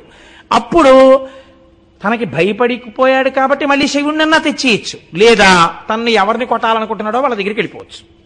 కాబట్టి ఇప్పుడు ఏం చేశాడు? కైలాసం దగ్గరికి వెళ్ళాడు. వెళ్ళి ఆ కైలాస పర్వతాన్ని కదపడం మొదలెట్టాడు. కదిపితే పైన కూర్చున్న పార్వతీ పరమేశ్వరుల యొక్క సింహాసనం కదులుతోంది. ఇప్పుడు మీ ఇంట్లో మీరు పూజ చేసుకుందాం అనుకున్నారనుకోండి, పూజ చేసుకుంటే తప్పు లేదు. ఆ సింహాసనాన్ని అటు ఇటు లాగేస్తే అప్పుడు మీరు ఈశ్వర దర్శనం ఏం చేసినట్టండి? ఇంక అందులో నే తెచ్చుకున్న విగ్రహాలేనండి, నే కొనుక్కున్న సింహాసనమేనండి లాగేస్తుంటే ఇంక మీకు భక్తి ఉన్నట్టు. కాబట్టి వీడు కదుపుతున్నాడు. కదుపుతుంటే అమ్మవారు శక్తి స్వరూపిణి కదా, ఆ తల్లి తొందరగా శంకరుడికి ఏమిటంటే కోపం రాదు. అంత కోపం వచ్చేవాడైతే చీనోర్మోయి నీకేమిటో నేను రావడం ఏమిట్రా అని అడగాలి ఆయన. కాబట్టి ఇప్పుడు ఈయనకి కొంచెం కోపం వస్తే తప్ప దేవతల కార్యం నెరవేరదు. ఆయన అలా మౌనంగా ఉంటాడు, చక్కగా అలా ఉంటాడేమోనని ఆవిడ చమత్కారమైన మాట మాట్లాడింది. ఎందుకని? వేదం చెప్పింది ఈ రహస్యాన్ని, శివా విశ్వస్య భేషజీ. ఆ అమ్మ లోకమునకు అనారోగ్యం వస్తే ఓషధి బతికిస్తుంది. ఇప్పుడు లోకాన్ని బతికించాలి, లోకకంటకుణ్ణి చంపాలి, వాడి చావడానికి కారణం రావాలి. కాబట్టి ఇప్పుడు ఆవిడ ఆ కారణం శివముఖత రావాలి. శివముఖత వచ్చేటట్టు ఆవిడ మాట్లాడింది శివుణ్ణి రుద్రుణ్ణి చేస్తుంది, రుద్రుణ్ణి శివుణ్ణి చేస్తుంది ఆవిడ. కాబట్టి ఇప్పుడు ఆవిడ శివుణ్ణి ఏం చేస్తోంది? రుద్రుణ్ణి చేస్తోంది లోకక్షేమం కోసం. ఇప్పుడు ఆవిడ ఎంత చమత్కారంగా మాట్లాడిందో చూడండి. మేలుగు శిష్యుడు, అబ్బబ్బబ్బా ఎంత గొప్ప శిష్యుడిని సంపాదించుకున్నారండి. ఎవరు కదుపుతున్నారో తెలుసా? మీరు వరాలు ఇచ్చారే ఆయనే. అప్పుడు ఆయనకి ఎలా ఉంటుంది? ముందు ఎవరన్నా ఈ బాధ ఉండదండోయ్. భార్య, అబ్బో ఎంతంత గొప్ప గొప్ప వాళ్ళని చేరదీశారో లేండి, మీకు అశాంతిని కల్పించేవాడే గాని ఒక్కడు మీ మనశ్శాంతి గురించి ప్రయత్నించేవాడు ఉండడు. ఎందుకు వచ్చిన అల్లరి మీకు అంది అనుకోండి, అంతే, నువ్వు నోర్మయ్యు, నువ్వు అలా తినేకున్నాను అని చెలరేకపోతాడు ఇవతలైన కదండి. అలా ఆయన్ని శివుణ్ణి రుద్రుణ్ణి చేసేస్తోంది. అందుకని మొట్టమొదట ఏ పొడెం వేయాలో అది వేసేసింది ఆవిడ. మేలగు శిష్యుడెంతయును మెచ్చుదనర్చడు రావణాసురుండేలిక మీదనే కినిసి. ఏమండోయ్, ఎవరో తెలుసా? మీ గొప్ప శిష్యుడు రావణాసురుడు. వరాలు ఇచ్చారుగా 2, పైగా 1 కూడా కాదు, 2 ఎందుకు ఇస్తాను, 1 అనలేదుగా, 2 ఇచ్చారు. ఎవడిచ్చాడో వాడి మీద కోపం వచ్చింది వాడికి. ఏలిక మీదనే కినిసి ఎట్టెరదారసిలెన్ భళీ భళీ చాలక సంతసంబోధవే. వాడు చూడండి ఎంత గొప్పగా వచ్చేసాడో, వచ్చేసి వాడు కైలాసానికి కనిపిస్తున్నాడు కింద, మీరు నేను ఊగుతున్నాం వాడి బలానికి. ఇప్పుడు సాత్విక శిష్యుని కూర్చుకున్నవాడు. ఇప్పుడు ఆవిడ దెప్పి పొడిచింది. ఆ ఉపాసనని చూసైనా మీరు ఈ కోరికలు ఇవ్వకుండా ఉండద్దు. ఇంత రజోగుణ భూయిష్టమైన వాడికి అంతంత కోరికలు ఇచ్చారు. సత్వగుణం లేని ఉపాసన. ఇక్కడ అమ్మవారు బయటపెట్టింది లోకానికి పాఠాన్ని. సాత్విక శిష్యుని కూర్చుకొన్న వారి లలిజెందే తత్ఫలమి కేమనువారము దేవ ఇత్తరిన్. ఇప్పుడు ఇలా కైలాసం ఊగిపోతుంటే పాపం మీరు నేను ఏం చేస్తానులేండి, మీరు మాత్రం ఏం చేయగలరు, మీరు ఇచ్చిన బలమేగా, ఊగండి, అలా మీరు ఊగండి, నేను ఊగుతుంటాను. వాడు అనుగ్రహిస్తాడు. ఎప్పుడో అనుగ్రహించి ఇంకా వాడు ఫోన్లే వదిలేశానని కింద నుంచి అరుస్తాడు. అరిచిన తర్వాత ఒకవేళ కళ్ళు తిరిగితే మీ తలలోనే ముంచో గ్లాసుడు నీళ్ళు ఇస్తాను, తాగుదురుగానండి ఆవిడ.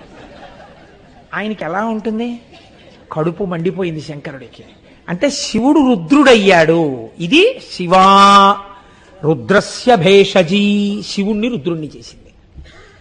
ఇప్పుడు ఆవిడ రుద్రుణ్ణి చేసిన తర్వాత ఎవడు బలం ఇచ్చాడో ఆయనే ఆ బలం వల్ల వాడు పాడైపోయేటటువంటి శాపాన్ని వదిలేశాడు. ఇదంతా ఎంతలో జరిగిపోయిందండి? 6 పద్యాల్లో జరిగిపోయింది. ఎందుకు జరిగిపోయింది? 2 వరాలు వాడు పాడవడానికి వచ్చాయి. ఒక్కటి వాడిని రక్షించలా. శివలింగం తీసుకెళ్ళాడు, వాడు పూజ చేయలేడు. వాడు బలం తెచ్చుకున్నాడు, వాడికి ఉపయోగం లేదు. శంకరుడు అన్నాడు, అని సాక్షేపముగ జగజ్జనని నుడువా. ఆక్షేపిస్తూ జగజ్జనని మాట్లాడితే ఎంత గొప్ప మాట వేశారో చూడండి. ఆవిడ వెటకారానికి భర్తనన్నది కాదు, ఆవిడ జగజ్జనని. తన బిడ్డల్ని కాపాడుకోవడానికి, దుడుకు బిడ్డల్ని శిక్షింపజేయడానికి, తండ్రి చేత శిక్షింపజేయడానికి మాట్లాడుతోంది. శృతి ప్రమాణాన్ని పద్యం కింద మారుస్తున్నారు. కాబట్టి అని సాక్షేపముగ జగజ్జననినుడువా హరుడు అని శపించే. ఇప్పుడు ఆయన శివుడు కాదు, హరుడు. దేన్ని హరిస్తాడు? వాడి గర్వం హరించేస్తాడు.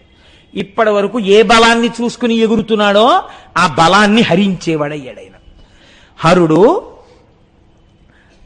వాని శపించే కృతజ్ఞుని నీట్టులోరి అచిరంబున నీ మదమణుగుగాక పొమ్మిక వేగనన్ అన్నాడు. ఊరే ఎంతో కాలం పట్టదులే, నీ మదం అణిగిపోతుంది, పో ఇక్కడి నుంచి అన్నాడు. ఈ ఊపుతున్న వాడికి ఈ మాట వినపడింది.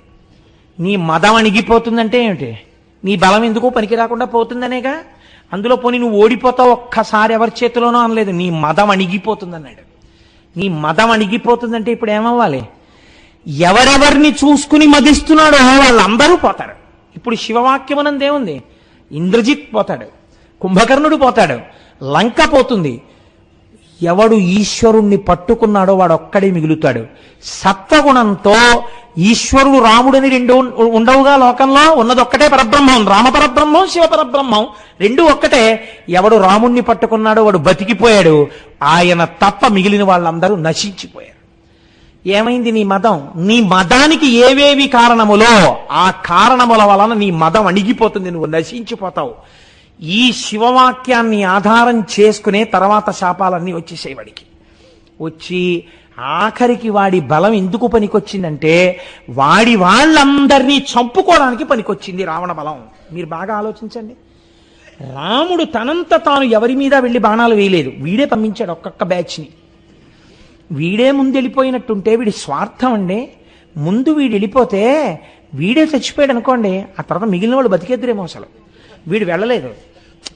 ఏమిటి రాముడు రాజ్యభ్రష్టుడు, ఓ నారచీర కట్టుకుని పాదుకలు కూడా లేకుండా యుద్ధ భూమి నందు నించున్నవాడు, ఆయన్ని నిగ్రహించడానికి నేను వెళ్ళాలా అన్నాడు. ఇంద్రజిత్తుని పంపాడు. ఏమయ్యాడు? నిహతుడైపోయాడు. బుద్ధి వచ్చిందా? మదం అలాగే ఉంది. ఇది శివవాక్యమునందు శివ సంకల్పమస్తు ఆయన అన్నమాట అయిపోయింది. ఒక్కడు లేకుండా లంకాపట్టణం అంతా అయిపోయిన తర్వాత వాడు ఒక్కడు యుద్ధానికి వెళ్ళాడు. ఇప్పుడు ఎవడు తలకాయలు కోసుకున్నాడో వాడి తలకాయలు ఆయన కోశాడు. కోసి అలిసిపోయావు, నేడు పోయి రేపు రా యుద్ధానికి అన్నాడు. మళ్ళీ ఇచ్చాడు అవకాశం రామస్వరూపంలో. 2 ఉంటే కదండి. మీరు అలా దర్శనం చేయండి, అభేద దర్శనం చేయండి. మీరు ఒక్కసారి ఆయన హృదయం రాముడి యందు ఎలా ప్రకాశిస్తోందో. వాడు వెళ్ళాడా? 10 అడుగులు రాముడి వైపుకి వేసి రాముడి కాళ్ళ మీద పడిపోయి ఉంటే రావణుడు బతికిపోయేవాడు. ఆ మదం ఆ నాటి నుంచి ఈ నాటికి పోలా ఇన్ని దెబ్బలు తిన్నవాడికి. వాడు ఇంటికి పోయి మళ్ళీ వచ్చాడు. ఇప్పుడు నువ్వు కోసుకోక్కర్లా, నేనే కోసేస్తున్నాను అన్నాడు. ఒక్కొక్క తల చప్పున కొట్టేసి పడగొట్టేస్తే ఆఖరణ వచ్చి శివుడు ఏది చెప్పాడో అదే మండోదరి చెప్పింది. నీ ఒంటి పొగరు నిన్ను చంపింది, రాముడు నిన్ను చంపలేదు అని చెప్పింది ఆవిడ. ఎరా ఇంతటి మహాపతివ్రతని, ఇంతటి సౌందర్య రాశిని, నీ దృష్టి ఎందుంది అందం, బాహ్యమునందు లేదందం. ఇది సీతమ్మ చెప్పింది. నివర్తయ మనోమర్త స్వజనే క్రియతాం మనః.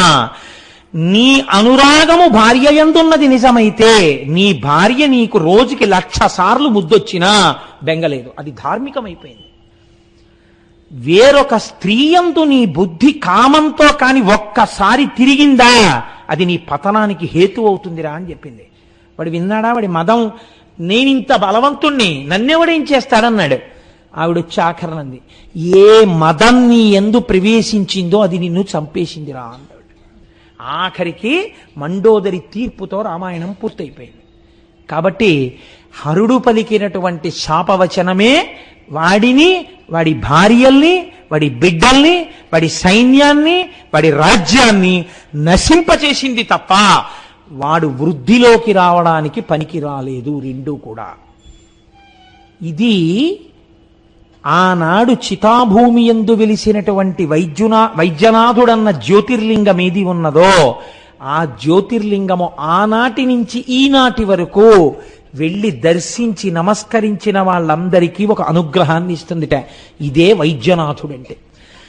భవము అంటే సంసారమునందు కొట్టుమిట్టాడుతూ, కామక్రోధముల యందు తెరిపి లేకుండా తిరుగుతూ, అహంకారమమకారములలో పడి సొక్కిపోకుండా సాత్వికోపాసనతో కూడినటువంటి ఈశ్వర భక్తిని కృప చేసి భవసాగరము నుండి మిమ్ము ఉద్ధరిస్తుంది. ఇలా ఉద్ధరిస్తే ఒక్కడికి 1,000,000 జన్మలు పట్టచ్చు ఈశ్వరుణ్ణి చేరడానికి. ఒక్కడు ఒక్క జన్మలో 1 గంటలో ఈశ్వరుణ్ణి చేరిపోయిన మహాభక్తులున్నారు.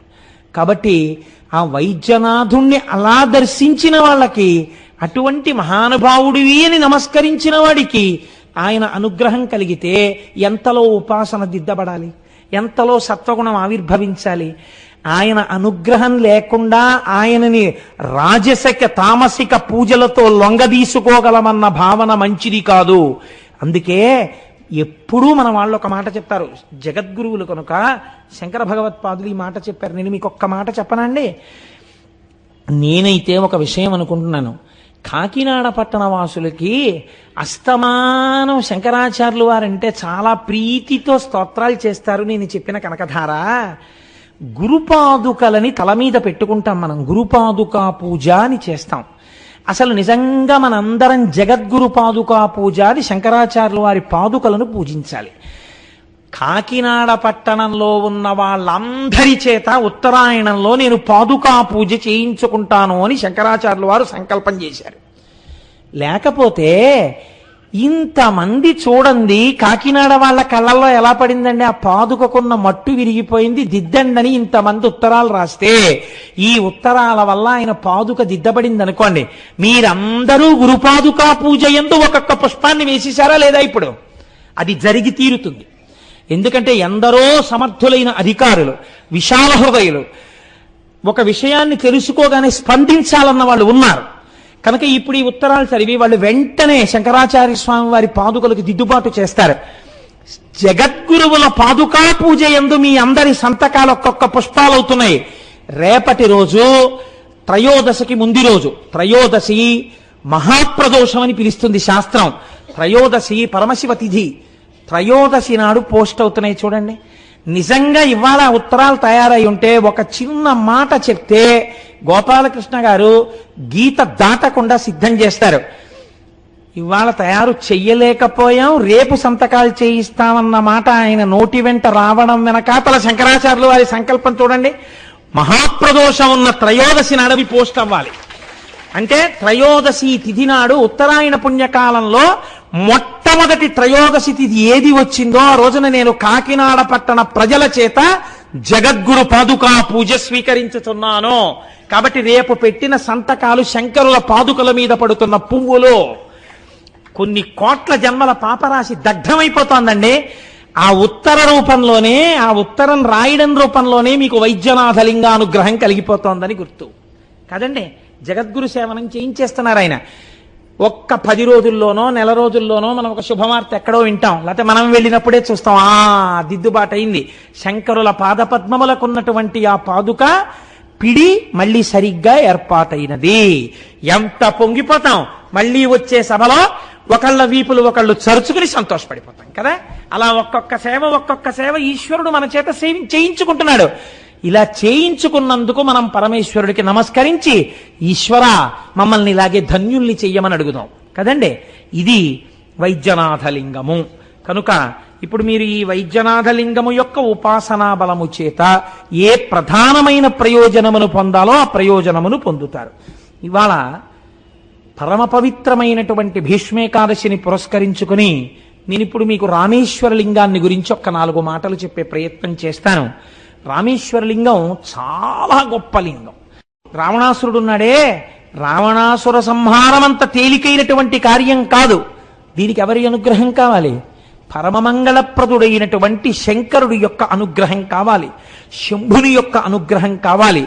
అన్నిటిని మించి రామచంద్రమూర్తి ఏ పరిస్థితులలో లంకాపట్టణానికి వెడుతున్నారు మీరు ఒక్కసారి ఆలోచించండి చాలా జాగ్రత్తగా. తన భార్యనెత్తుకుపోయిన వాడు 10 నెలల నుంచి అక్కడ ఉద్యానవనంలో పెట్టి ఉంచాడు. 10 నెలల నుంచి వాడేం మాట్లాడుతున్నాడు? నువ్వు నా పాన్పు చేరు అని మాట్లాడుతున్నాడు. ఎవరామె? అయోనిజ. ఈయన ఎవరు? పరమక్షత్రియుడు, పైగా రాజకుమారుడు, చేతియందు కోదండమున్నవాడు, ఎందరినో రక్షించినవాడు. తన భార్యయే 10 నెలల నుంచి అవమానాల పాలైంది. ఇప్పుడొక్కసారి లంకాపట్టణంలోకి వెళ్ళగానే, అసలు ఆ లంక వంక అలా చూడగానే నిజంగా రామచంద్రమూర్తిలోనే ఒక్కసారి ఆగ్రహం పెళ్ళుబుకిపోతే, ఈ నీచుడే తెచ్చిన భార్యని దాచినవాడన్న భావన కలిగిందా? ఒక్కసారి అదుపైన కాని తప్పాడా? ఆయన వేసేటటువంటి బాణ పరంపరలకు లోకమంతా లయమైపోతుంది కదండి. ఎందుకని? ఒక్కసారి క్రోధం ఆవిర్భవించిన తర్వాత ఇంకెవరు ఆపలేరు. అందున రామచంద్రమూర్తి ఆయన పరాక్రమం ముందు నిలబడడమే ఎవరైనా. కాబట్టి మండిత విస్ఫులింగ విషమ జ్వలితానల కీలలు అబ్జ గర్భాండము నిండ రామ వసుధాదిపుడేచడి ఆ బాణ పరంపరలకి ఈ సమస్త లోకములు కాలిపోతాయిరా, జాగ్రత్త అని చెప్పారు హనుమ. అటువంటి రామచంద్రమూర్తి వెళ్లి యుద్ధ భూమిలో నిలబడితే, ఇది జ్ఞాపకానికి వస్తే ఎంత ప్రమాదం వాటిల్లుతుంది. అందులో ఒకసారి విభీషణుడు వచ్చి ఆశ్రయించాడు, అదే లంక నుంచి వచ్చాడు. ఆశ్రయించకపోయినా ఇంకా రాముడి మీద భక్తి ఉన్న వాళ్ళు ఎవరైనా ఉండిపోయారేమో. తనే బాణప్రయోగం చేసేస్తే శిశువులు పోతారు, పెద్దలు పోతారు, స్త్రీలు పోతారు, వృద్ధులు పోతారు, సమస్తము నశించిపోతుంది. ఆ తర్వాత అయ్యయ్యో నేను క్రోధము చేత ఇంతమందిని కొట్టేశాను అని బాధపడవలసిన రోజు రామచంద్రమూర్తి జీవితంలో మిగిలితే, రామో విగ్రహవాం ధర్మ, రాముడే ధర్మం తప్పిపోతే కాపాడగలిగిన వాడెవరిహా? అప్పుడు ఇంకా లోకానికి నడువని నేర్పినటువంటి అవతారం ఎలా వస్తుంది? ఈశ్వర, లంకాపట్టణమునందు ప్రవేశించి రావణుడే 10 తలలతో నా కంటపడినా ధర్మము తప్పనంత సంయమనముతో కూడినటువంటి బుద్ధి నా యందు ప్రచోదన రూపమైన యుద్ధము జరుగుగాక. రాముడు ఎన్నడూ ధర్మం తప్పలేదు యుద్ధంలో కూడా. అంతటి మహాత్ముడని యుద్ధకాండంతా నా ధర్మాన్ని ఆవిష్కరించాలి కనుక కదండి మహానుభావుడు అన్ని కష్టాలు పడ్డాడు యుద్ధంలో. లేకపోతే రాముడా అన్ని కష్టాలు పడవలసినటువంటి వాడు. అందుకని ఇప్పుడు శం అటువంటి మంచి భావముల కొరకు దేన్ని అర్చన చేశాడు? శంభులింగాన్ని ఆరాధన చేశాడు. ఒక శివలింగాన్ని అక్కడ పెట్టి దాన్ని ఆరాధన చేసి లేచి దాని ముందు నాట్యం చేశాడు. అంటే రామచంద్రమూర్తికి ఎన్ని విద్యలొచ్చో అన్ని విద్యలతో శంకరుణ్ణి ప్రీతి చెందేటట్టుగా ప్రవర్తించాడు. తనకి ఏ విభూతి ఉంటే ఆ విభూతిని ఈశ్వర ప్రసాదము కొరకు వినియోగించుట. మీరు చూడండి, లోకమునందు అనేక విభూతులుంటాయి. కాయిక, వాచిక, మానసిక, ధన, ఇలాగా. కాయిక, ఒకరికి బలం ఉంటుంది. బలం ఉన్నవాడు ఏం చేయాలి? కనీసంలో కనీసం ఎప్పుడో ఒక్కసారి అందరూ కలిసి ఒక దేవాలయానికి వెళ్ళి ఆ దేవాలయంలో శుభ్రంగా తుడిచేసి 4 మొక్కలేసి నీళ్లు పోసి ఒక వారం రోజులు భక్తులందరూ కలిసి ఒక సత్సంగ సభ్యులు ఒక దేవాలయాన్ని దిద్దుబాటు చేసి అందంగా తీర్చిదిద్దడానికి కాయిక సేవ చేశారనుకోండి, అప్పుడు మీ శరీరంలో ఉన్న బలం దేనికి ఉపయోగపడింది? ఈశ్వర సేవకు ఉపయోగపడింది. మానసిక ధ్యానమునందు మంచి భావములతో ఈశ్వరుని దర్శించుట కాదు. 3వది కాయిక వాచిక. ఈశ్వరుడు నీకు నోరిచ్చాడు, ఆ నోటితో ఈశ్వరనామములను చెప్పు. ఎందుకని నామాలు వచ్చాయి లోకంలో? ఈ నామములను చెప్పడం చేత మీరు చేసిన పాపాలు పోతుంటాయి. తెలియక ఏవో లొల్లి ప్రసంగాలు చేసేస్తుంటారు, మళ్ళీ కాసేపు నామం చెప్తే ఈ పాపం పోతుంటుంది. కాబట్టి నామము చెప్పుట. ఒకరికి ఐశ్వర్యం ఉంటుంది, వారు ఒక దేవాలయానికి ఏదో ఉపకారం చేస్తారు. ఇక్కడ కొంతమంది ఐశ్వర్యవంతులు ఈ దేవాలయ నిర్మాణం చేశారు. రెడ్డి గారు రోజు వచ్చి కూర్చుంటుంటారు కదా, ఈ ఆలయ నిర్మాణం చేసి ఇంత పెద్ద విశాలమైన ప్రాంగణాన్ని ఏర్పాటు చేసి ఇంత చక్కటి గుడిని వాళ్ళు కట్టబట్టి ఇప్పుడు ఏమవుతుంది? మనందరం రోజు వచ్చి కూర్చుని చక్కగా ఇక్కడ ఏదో పురాణం ఓ 40 రోజులో 30 రోజులో చెప్పుకోగలుగుతున్నాం. ఇప్పుడు ధన సంపత్తి దేనికి ఉపయోగపడింది? ఈశ్వరార్చనకు ఉపయోగపడింది. కాబట్టి మీకు ఏది ఉందో దాన్ని ఈశ్వరార్చన యందు వినియోగిస్తారు. ఇప్పుడు రామచంద్రమూర్తికి అనేక కళలొచ్చు, ఆయనకి నాట్యం వచ్చు. ఆయన ఏం చేశారు? నృత్యం దర్శయామి అని పరమశివుడి ముందు నాట్యం చేశారు. గీతం శ్రావయామి, శంకరుడి ముందు ఒక పాట పాడారు. ఒక్కసారి శంఖాన్ని పట్టుకుని ఊదారు. రావణాసురుడి భక్తికి రామచంద్రమూర్తి భక్తికి ఎంత తేడాయో చూడండి. ఆయన అన్నారు, స్వామిన్ శంభో మహాదేవ సర్వదా భక్తవత్సల పాహిమాం శరణాపన్నం తద్భక్తం దీనమానసం. ఈశ్వర, నేను నీ భక్తుణ్ణి, దీనుణ్ణి. ఎందుచేత? ఎప్పుడైనా లోపల నుంచి కోపం బయటికి రావచ్చు.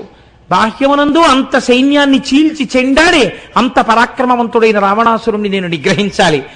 మీరు శివుడు, మీరు మంగళప్రదుడు, మీరు నన్ను ఆశీర్వదించాలి, మీరు నాకు జయం ఇవ్వాలి. కాబట్టి శంకర, నన్ను అనుగ్రహించండి అన్నారు. అనేసరికి శంకరుడు ప్రత్యక్షమయ్యాడు. ఆయనకి ప్రత్యక్షమై ఆయన చేత పూజలు అందుకుని, ఎరిమీరగ నీవు సతతము నిలువు మహేష రమనాథలింగం, నీవు ఇక్కడనే వసించు. ఇక్కడ వసించినటువంటి నిన్ను రామచంద్రమూర్తి చేత ప్రతిష్ఠింపబడిన లింగము అనబడేటటువంటి పేరుతో లోకమంతా నిన్ను ఆరాధన చేస్తుంది. అంటే శంకరుడు అన్నాడు, ఆయనే కదండి, ఆయన వాక్యమే కదండి, మరి నాగనాథలింగ ఇప్పుడే కదా మీరు విన్నారు. ఆ వైద్యనాథలింగంలో నీ మదం అణిగిపోతుందని శాపవాక్కు ప్రయోగించిన వాడు ఆయనే కదా. ఆయనే ఈయనగా వెడుతున్నాడు. ఇప్పుడు శివస్య హృదయం విష్ణోశ్చ హృదయం శివ. కాబట్టి ఇప్పుడు వెడుతున్న వాడికి పరమశివుని ఆశీర్వచనం కలిగింది. ఏమని? నీవు జయమును పొందుతావు. వాడేమడిగాడు? బలం కావాలన్నాడు. ఈయనేమన్నాడు? నాకు జయం కావాలన్నాడు. ఇది ఈశ్వరానుగ్రహం. అది అహంకారంతో కూడిన పూజ వాడు పాడవడానికి పనికొచ్చింది. ఇప్పుడు ఆయన రామచంద్రమూర్తి యొక్క కోరిక మేరకు ఒక శివలింగంగా కూడా ఆవిర్భవించారు. తదనంతరమునందు రామచంద్రమూర్తి వెళ్ళారు లంకాపట్టణానికి, ఆయన్ని సంహరించారు. సంహరించిన తరువాత తిరిగి పుష్పక విమానంలో వచ్చేస్తున్నారు.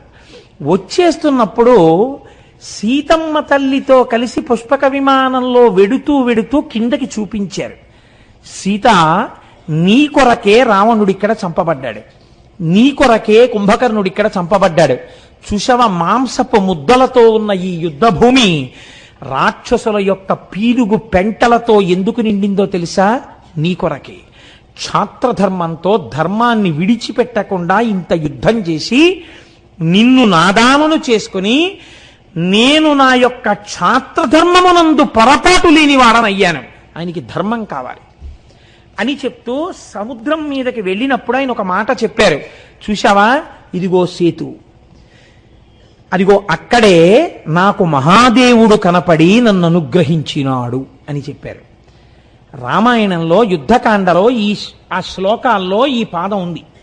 ఇదే ప్రాంతమునందు నన్ను మహానుభావుడైనటువంటి మహాదేవుడు అనుగ్రహించినాడు. మహాదేవుడన్న మాటని పట్టుకుని ఇంకొక భావనతో దాన్ని తీసుకెళ్ళేది పరమశివుడు కాదు అని చెప్పకూడదు. అది తప్పప్పుడు వ్యాస హృదయం పోతుంది. వ్యాసుడు సాక్షాత్ నారాయణుడు. ఆయన స్కాంద పురాణంలో చెప్పాడు, రామాయణంలో రామచంద్రమూర్తి చెప్పారు. శివానుగ్రహమును పొంది రామచంద్రమూర్తి అంతటి ధార్మికుడు, అవతార ప్రయోజనంలో మనకి నడువడి నేర్పవలసినటువంటి వాడు, ఆయన ఎందుకు శివ పూజ చేయడండి? ఏమిటి ఆయనకి బాధ? చేశాడు, శంకరానుగ్రహాన్ని పొందాడు. పొంది ఆయన మనకి నేర్పాడు, నీకు మంగళం కావాలంటే శివలింగార్చన చేయవలెను అని ఆయన నేర్పాడు మనకి.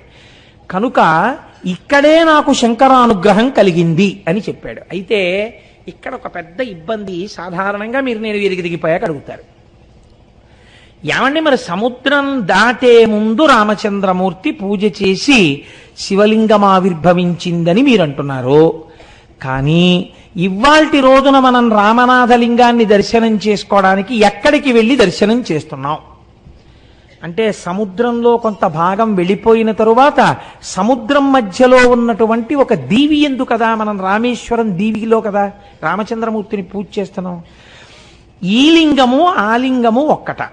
ఒకవేళ అదే ఆ లింగం అనుకోండి, రామచంద్రమూర్తికి సాక్షాత్కరించిన శంకరలింగం అనుకోండి, అలా అయ్యుంటే మరి రామేశ్వర క్షేత్ర స్థల పురాణమునందు రావణ సంహారం అయిపోయిన తర్వాత రామచంద్రమూర్తి ప్రతిష్ఠ చెయ్యడం కోసం హనుమని కాశీపట్టణానికి పంపించి విశ్వనాథలింగం ఒకటి తీసుకురమ్మంటే, హనుమకించ ఆలస్యంగా వస్తే సీతాదేవి సైకతలింగాన్ని తయారు చేసిందని, రామచంద్రమూర్తి ఆ లింగాన్ని ప్రతిష్ఠ చేశారని వాళ్ళు రామేశ్వరంలో చెప్తుంటారు.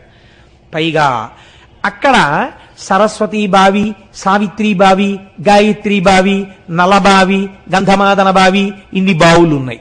అసలు ఆ క్షేత్రమే తడిగా ఉంటుంది, ఆ గుడంతాను. ఎంత పెద్ద గుడు!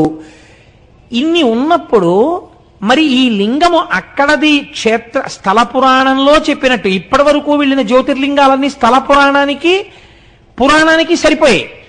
కానీ ఇప్పుడు అలా రెండు కలిసే అవకాశం ఉందా? ఇంకొకటి ఏదైనా జరిగిందా అంటే, ఈ విషయాన్ని మహానుభావుడు మల్లాది చంద్రశేఖర శాస్త్రి గారు రామాయణమునందు ధర్మ సూక్ష్మములు అన్న విషయంలో పరిష్కారం చేశారు. ఆయన ఒక మాట చెప్పారు. ఆయన కూర్మ పురాణంలోంచి ఒక విషయాన్ని ప్రతిపాదన చేస్తూ, యావత్ సేతుశ్చ తావచ్చ స్థాస్యామ్యత్ర తిరోహితః, నేను తిరోహితుడనై ఉంటాను అని శంకరుడు అన్నాడు. అంటే అందరికీ నేను కనపడకుండా ఉంటాను.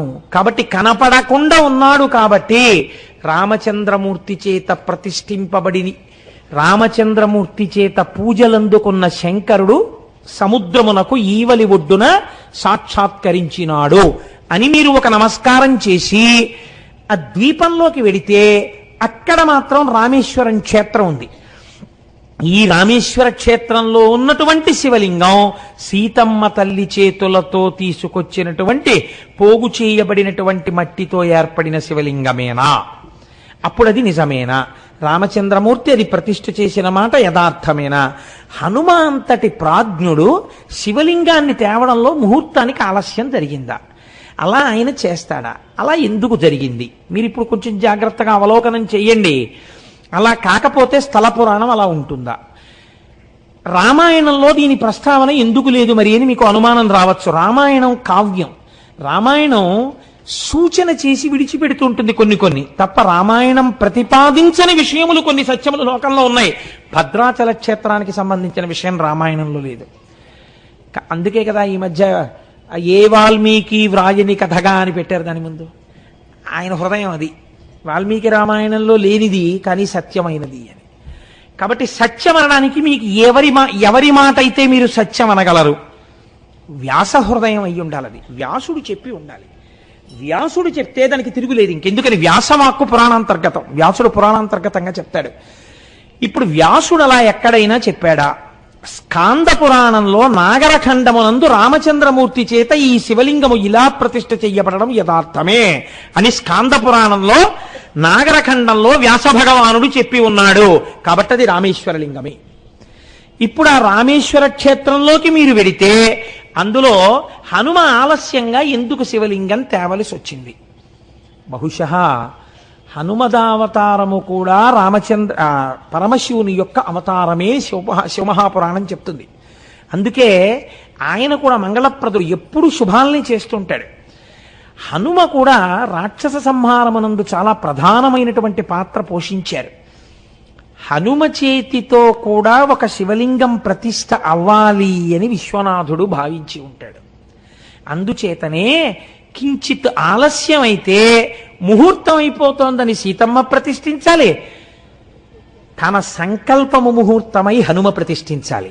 అందుకని శివ సంకల్పమస్తు, ఈశ్వర సంకల్పముగా సీతమ్మ తల్లి ఇలా అంటే ఒక శివలింగం అయింది.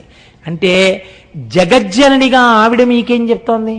మీకెప్పుడు భయం వేసినా ఎక్కడున్నారో అక్కడ ఇలా అంటే చాలు, చిన్న శివలింగం వస్తే అది మీకు రక్షణ హేతువు. ఇప్పుడు దాన్ని రామచంద్రమూర్తి ప్రతిష్ఠ చేశారు. దాన్ని రామనాథలింగము అని పిలుస్తారు. రెండవది హనుమ తీసుకొచ్చిన శివలింగాన్ని ప్రతిష్ఠ చేశారు. అది కాశీ నుంచి తెచ్చారు కాబట్టి దాన్ని విశ్వనాథలింగము అని పిలుస్తారు. ఆ బావులలో నుండేటటువంటి నీటి యందు ఓషధీ శక్తులు ఉంటాయి. అందుకే అక్కడికి వెడితే ఓ 5 రూపాయలు పోయినా కక్కుర్తి పడకూడదు. ఇంత యాత్ర చేసిన తర్వాత అయ్యా అన్ని బావుల్లో నీళ్లు పోయడానికి ఎంత ఇవ్వాలండి అని అడుగుతారు. అడిగితే ఆయన అంటాడు, మీకు నీళ్లు పోయడానికి ఏదో 60 బావులు 70 బావులో ఉన్నాయండి, 60 బావులు 70 బావుల్లోనూ కలిపి 500 ఇవ్వండి అంటాడు. 500 ఇవ్వమంటే మేము అంత ఇవ్వమయ్యా, ఏదో 50 రూపాయలు ఇస్తాం పోసేయని అనుకున్నాడు. పోస్తాడు. ఎలా పోస్తాడో తెలుసా అండి? మిమ్మల్ని కూడా ఇంకో 50 మందితో కలుపుతాడు. కలిపి గబ్బ గబ్బ గబ్బ గబ్బ గబ్బ గబ్బ నడిచి వెళ్ళిపోతుంటాడు. తడిగా ఉంటుంది క్షేత్రం. ఏనుగు దగ్గరికో వెళ్ళో చేత లాగుతాడు. లాగి నించోండి అంటాడు. నించోమని 50 మందిని ఇట్టించి అటు కొడతాడు ఆ నీటి దారతో. అది మీ కళ్ళల్లో తగలచ్చు, ముక్కులో తగలచ్చు, గుండెల మీద తగలచ్చు. ప్రతి బావి దగ్గర భయమే. ముందున్న వాడికి మరీ గట్టిగా తగులుతుంది, మధ్యలో ఉన్న వాడికి పడవేమోని బేక.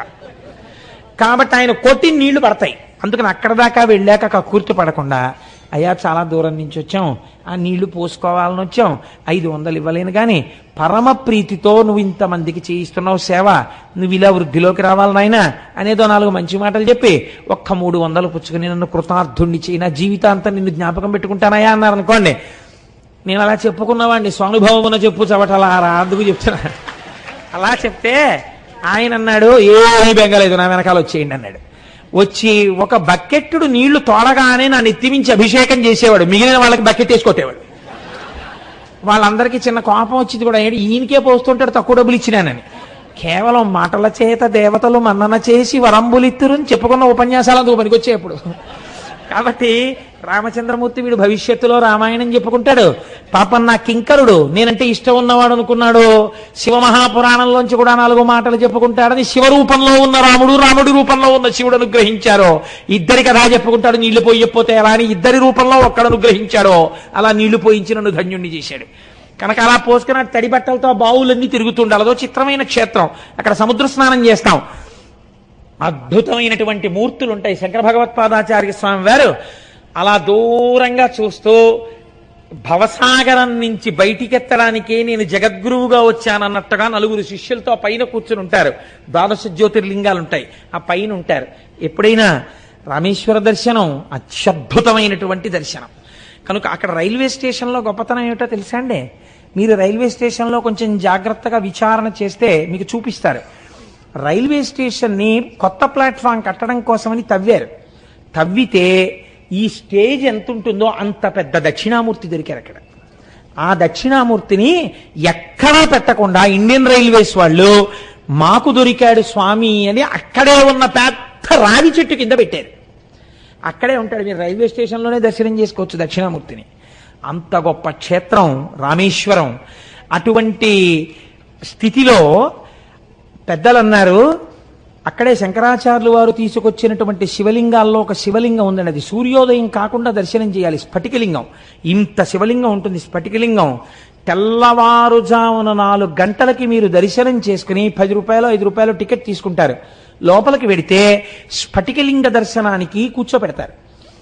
చాలా చిత్రంగా ఉంటుంది, మీరు చూసి తీరాలి. శ్రీకాళహస్తిలో ఉంది స్ఫటికలింగం, కానీ అక్కడ ఇలాంటి విన్యాసాలు ఉండవు. వెనకాల లైట్ వెలుగుతూ ఉంటుంది. మన వాళ్ళకి అన్ని తేలిగ్గా తీసుకుంటారు కదా, వాళ్ళు కొంచెం జాగ్రత్తగా ఉంటారు తమిళనాట. అందుకని వాళ్ళు ఆ స్ఫటికలింగాన్ని తెల్లవారకట్ట తీసుకొచ్చి వేదిక మీద పెడతారు. పెట్టి మీరు బాగా గుర్తుపట్టడం కోసమని ఓం నిధనపతయే నమః అంటారు. పువ్వేరు ఓ ఎర్ర పువ్వు తీసుకొచ్చి దాని ముందు పెడతారు. మొత్తం శివలింగం ఎరుపైపోతుంది. అప్పుడు ఆ పువ్వు తీసేస్తారు. తీసేసి మీకు చూపిస్తారు చూడమని. ఇలాగా తెల్లటి లింగం కనపడుతుంది. అప్పుడు పువ్వు వేస్తారు. పువ్వు కొంచెం పక్కకి తీసేస్తారు. ఓం నిధన పతాంతికాయ నమః అంటారు. ఓ పసుపచ్చటి పువ్వు అలా పెడతారు. శివలింగం అంతా పసుపు అయిపోతుంది. దాన్ని పక్కకి తీసి మళ్ళీ స్ఫటికలింగ దర్శనం చేయిస్తారు. మళ్ళీ పువ్వు వేస్తారు. అది స్ఫటికలింగ దర్శనం చేయవలసిన విధానం. అంటే నిర్గుణుడైనటువంటి పరబ్రహ్మము శుద్ధ సత్వంతో ఉంటాడు. ఆయన యందు గుణములు లోకము అలా ప్రకాశిస్తూ ఉంటుంది, ఆరోపింపబడి ఉంటుంది అని ఆ పువ్వు చూస్తే ఆ రంగులో కనపడతాడు. ఆయన అది ఆ రంగా కాదు, ఆయన శుద్ధ స్ఫటికం, ఆయన యందు ప్రకాశించింది, ప్రతిఫలించింది అని అలా మనకు ఆ స్ఫటికలింగ దర్శనం చేయిస్తారు. పెద్ద స్ఫటికలింగం ఉంటుంది. రామేశ్వరం వెళ్ళిన వాళ్ళు ఇందులో చాలా మంది ఉంటారు, చూసొచ్చి ఉంటారు అనుకోండి. ఏదో నేనే చూసినట్టు చెప్తున్నాం. కాబట్టి ఇక్కడ ఒక మాట పెద్దలు చెప్తారు. ఈ రామేశ్వర లింగము చేరి నరుడెవ్వడేని శ్రీ గంగాంబోదారలను అభిషేకించిన చేరును శ్రీకైలాస శైల శిఖర పదంబున్.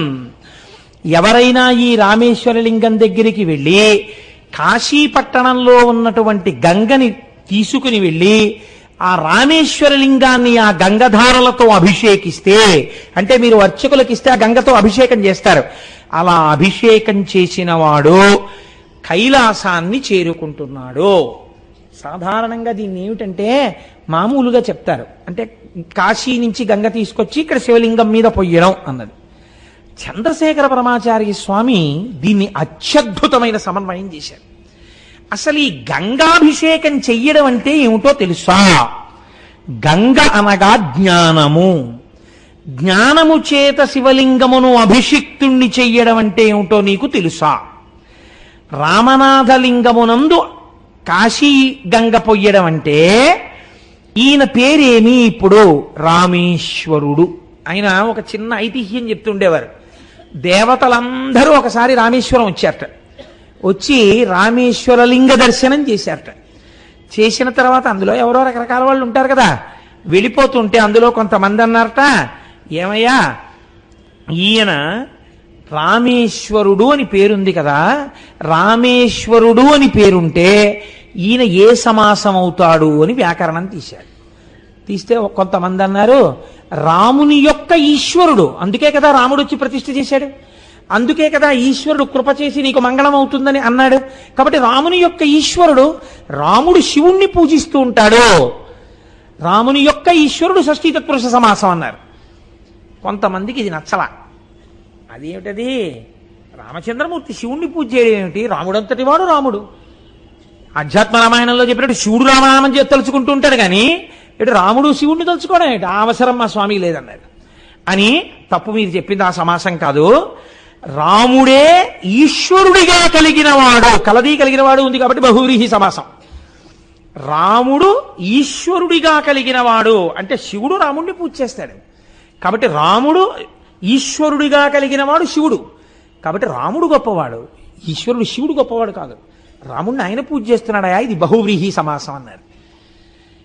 కాదు షష్ఠీ తత్పురుషం అని కొంతమంది అన్నారు, కాదు బహువ్రీహి అని కొంతమంది అన్నారు. ఇది సమాసం గొడవ కాదు, ఏ గొడవ మీకు అర్థమైపోయి ఉంటుంది. రాముడు శివుణ్ణి పూజ చేస్తున్నాడా, శివుడు రాముడిని పూజ చేస్తున్నాడా అంటే ఇంకా అనేకత్వమే కనపడుతోంది, ఏకత్వము కనపట్టలేదు. ఇప్పుడు ఈ స్థితిలో వాళ్ళన్నారు ఈ గొడవంతా మనకెందుకో, కైలాసానికి వెళ్ళి ప్రతిష్ఠ చేయబడ్డవాడు కాబట్టి శంకరుడిని అడుగుదాం అన్నారు అని శంకరుడి దగ్గరికి వెళ్ళారు.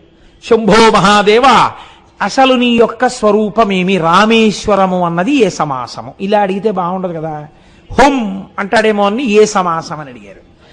అడిగితే ఆయన అన్నారు, మీకు ఎందుకు రావాలి అనుమానం, బహువ్రీహి, రాముని ఈశ్వరుడిగా కలిగిన వాడు, నాకు రాముడు ఈశ్వరుడయా, అందుకని ఇది బహువ్రీహి సమాసం అన్నారు. అంటే కొంచెం రాముని యొక్క ఈశ్వరుడు అని చెప్పిన వాళ్ళు బాధపడ్డారు. బయటికి వచ్చి అన్నారు, లేదు లేదు ఈ స్వామి అంతా అలాగేను, ఎప్పుడు నాదే ఉందంటాడు, పునుకులహారం వేసుకుంటాడు, అలా తిరుగుతుంటాడు, ఆయన అలా చెప్పాడని మీరు నిజం అనుకోకండి, కావాలంటే ఇది విష్ణుమూర్తిని అడుగుదాం పదండి అన్నారు. అందరూ కలిసి వైకుంఠానికి వెళ్ళారు. ఆయన చక్కగా శేషశయనం మీద పడుకుని ఉన్నాడు. ఆయన దగ్గరికి వెళ్ళి అడిగారు, ఏమయ్యా అసలు నిజం చెప్పు, ఇది ఏ సమాసం అన్నారు. ఆయన అన్నారు, మీకు ఎందుకు వచ్చింది ఈ అనుమానం, షష్ఠీ తత్పురుష రాముని యొక్క ఈశ్వరుడు, నా చేత పూజింపబడిన శివుడు, నాకు ఆయన ఆరాధింపబడవలసిన వాడు, అందుకని నేను ఆరాధించాను కాబట్టి నా యొక్క ఈశ్వరుడు, షష్ఠీ తత్పురుష సమాసం అన్నారు. ఏమిటో ఈయన సత్వగుణ సంపన్నుడు, అలాగే చెప్తాడు, ఈయనకి అహంకారం లేదు, పరమ వినయం. మరి ఆయన అలాగే చెప్తున్నాడు, ఈయన ఇలాగే చెప్తున్నాడు, అసలు నిజమేది? పెద్ద తలకాయ ఒకటి ఉంది, 4 తలకాయలైన ఆయన వెళ్ళి అడుగుదాం. ఆయన చెప్పేస్తాడు, 4 ముఖాలతో వేదం చెప్తుంటాడు కదా అని. ఆయన దగ్గరికి వెళ్ళారు. ఇది షష్ఠీ తత్పురుషమా బహువ్రీహియా, ఏది నిజమని అడిగారు. ఆయన అన్నాడు, ఓరి మీ అసాధ్యం కోలా, కాశీ వెళ్లి గంగ పట్టుకుని రామేశ్వరం వెళ్లి శివలింగం మీద పోసినా మీకు తత్వం అర్థం కాలేదురా. రాముడు శివుడైనాడు, శివుడు రాముడైనాడు, అది షష్ఠీ తత్పురుషం కాదు, బహువ్రీహి కాదు, అది కర్మధారయ సమాసం. రాముడే శివుడైనాడు, శివుడే రాముడైనాడు. ఆయన హృదయం ఈయనకి తెలుసు, ఈయన హృదయం ఆయనకి తెలుసు. లోకానికి మర్యాద నేర్పడానికి ఈయన శివ పూజ చేస్తాడు, ఆయన విష్ణువుని పూజిస్తాడు. కాబట్టి వాళ్ళిద్దరూ ఒకరికొకరు పూజ చేసుకున్నట్టుంటారు. 2 రూపాలతో ఉన్నవాడు ఒక్కడేరా, ఇదే జ్ఞానగంగాభిషేకం అంటే. ఇది చేసిన వాడెవడో వాడికి రామేశ్వరం ఒక్కసారిడితే కాశీ గంగతో అభిషేకం చేయడం వల్ల ఉన్నది ఒక్కటే పదార్థమన్న ఎరుక లోపల బాగా నిలబడాలి. ఇది నిలబడడం రామేశ్వర దర్శనము. అది చేసినవాడు సముద్రమును దాటుతున్నాడు, సంసార సముద్రాన్ని దాటి ఈశ్వరుణ్ణి పొందేస్తున్నాడు. ఏ ఒక్కడున్నాడో ఆ ఒక్కడికన్నా వీడు రెండోవాడు ఉండకూడదు, కాబట్టి వీడు కూడా ఒకటిలోకి వెళ్ళిపోతున్నాడు. కాబట్టి అటువంటి స్థితిని పొందడానికి పరమయోగ్యమైనటువంటి క్షేత్రము రామేశ్వర క్షేత్రము. మీరు తప్పకుండా వెళ్ళవలసిన క్షేత్రం అండి. వెళ్ళని వాళ్ళు ఎవరైనా ఉంటే నేను మీకు ఒక్క విషయం చెప్తాను, బాగా గుర్తెట్టుకోండి. రామేశ్వరం ఇంకా రాలేదంటే పడుకోకండి రైల్లో. తెల్లవారుజామున 4:30 అయ్యేటప్పటికీ లేచి కూర్చోండి. మీరు ఎన్నడూ చూడనటువంటి అత్యద్భుతమైన సన్నివేశం ఒకటి కనపడుతుంది రామేశ్వరం వెడుతున్నప్పుడు. మీకు దూరంగా సముద్రం కనపడుతుంది. సముద్రం కనపడుతున్నప్పుడు బీచ్లో ట్రైన్ వెళ్ళదుగా ఎప్పుడు. కాబట్టి అంత సముద్రం కనపడుతుంటే రైల్లో దూరంగా చూస్తుంటే అబ్బా ఎంత సముద్రమో అని కిటికీలోంచి చూస్తే అటు సముద్రం ఇటు సముద్రం. ఈ రైలు ఏం చేస్తుందో తెలుసా అండి, ఒక్క 20 నిమిషాలకి సముద్రపు టొడ్డుకే వెళ్ళిపోతుంది. అయ్య బాబోయ్, బీచ్లో రైలు ఎడుతోందని మీరు అలా ఉద్విగ్నతతో చూస్తుంటారు.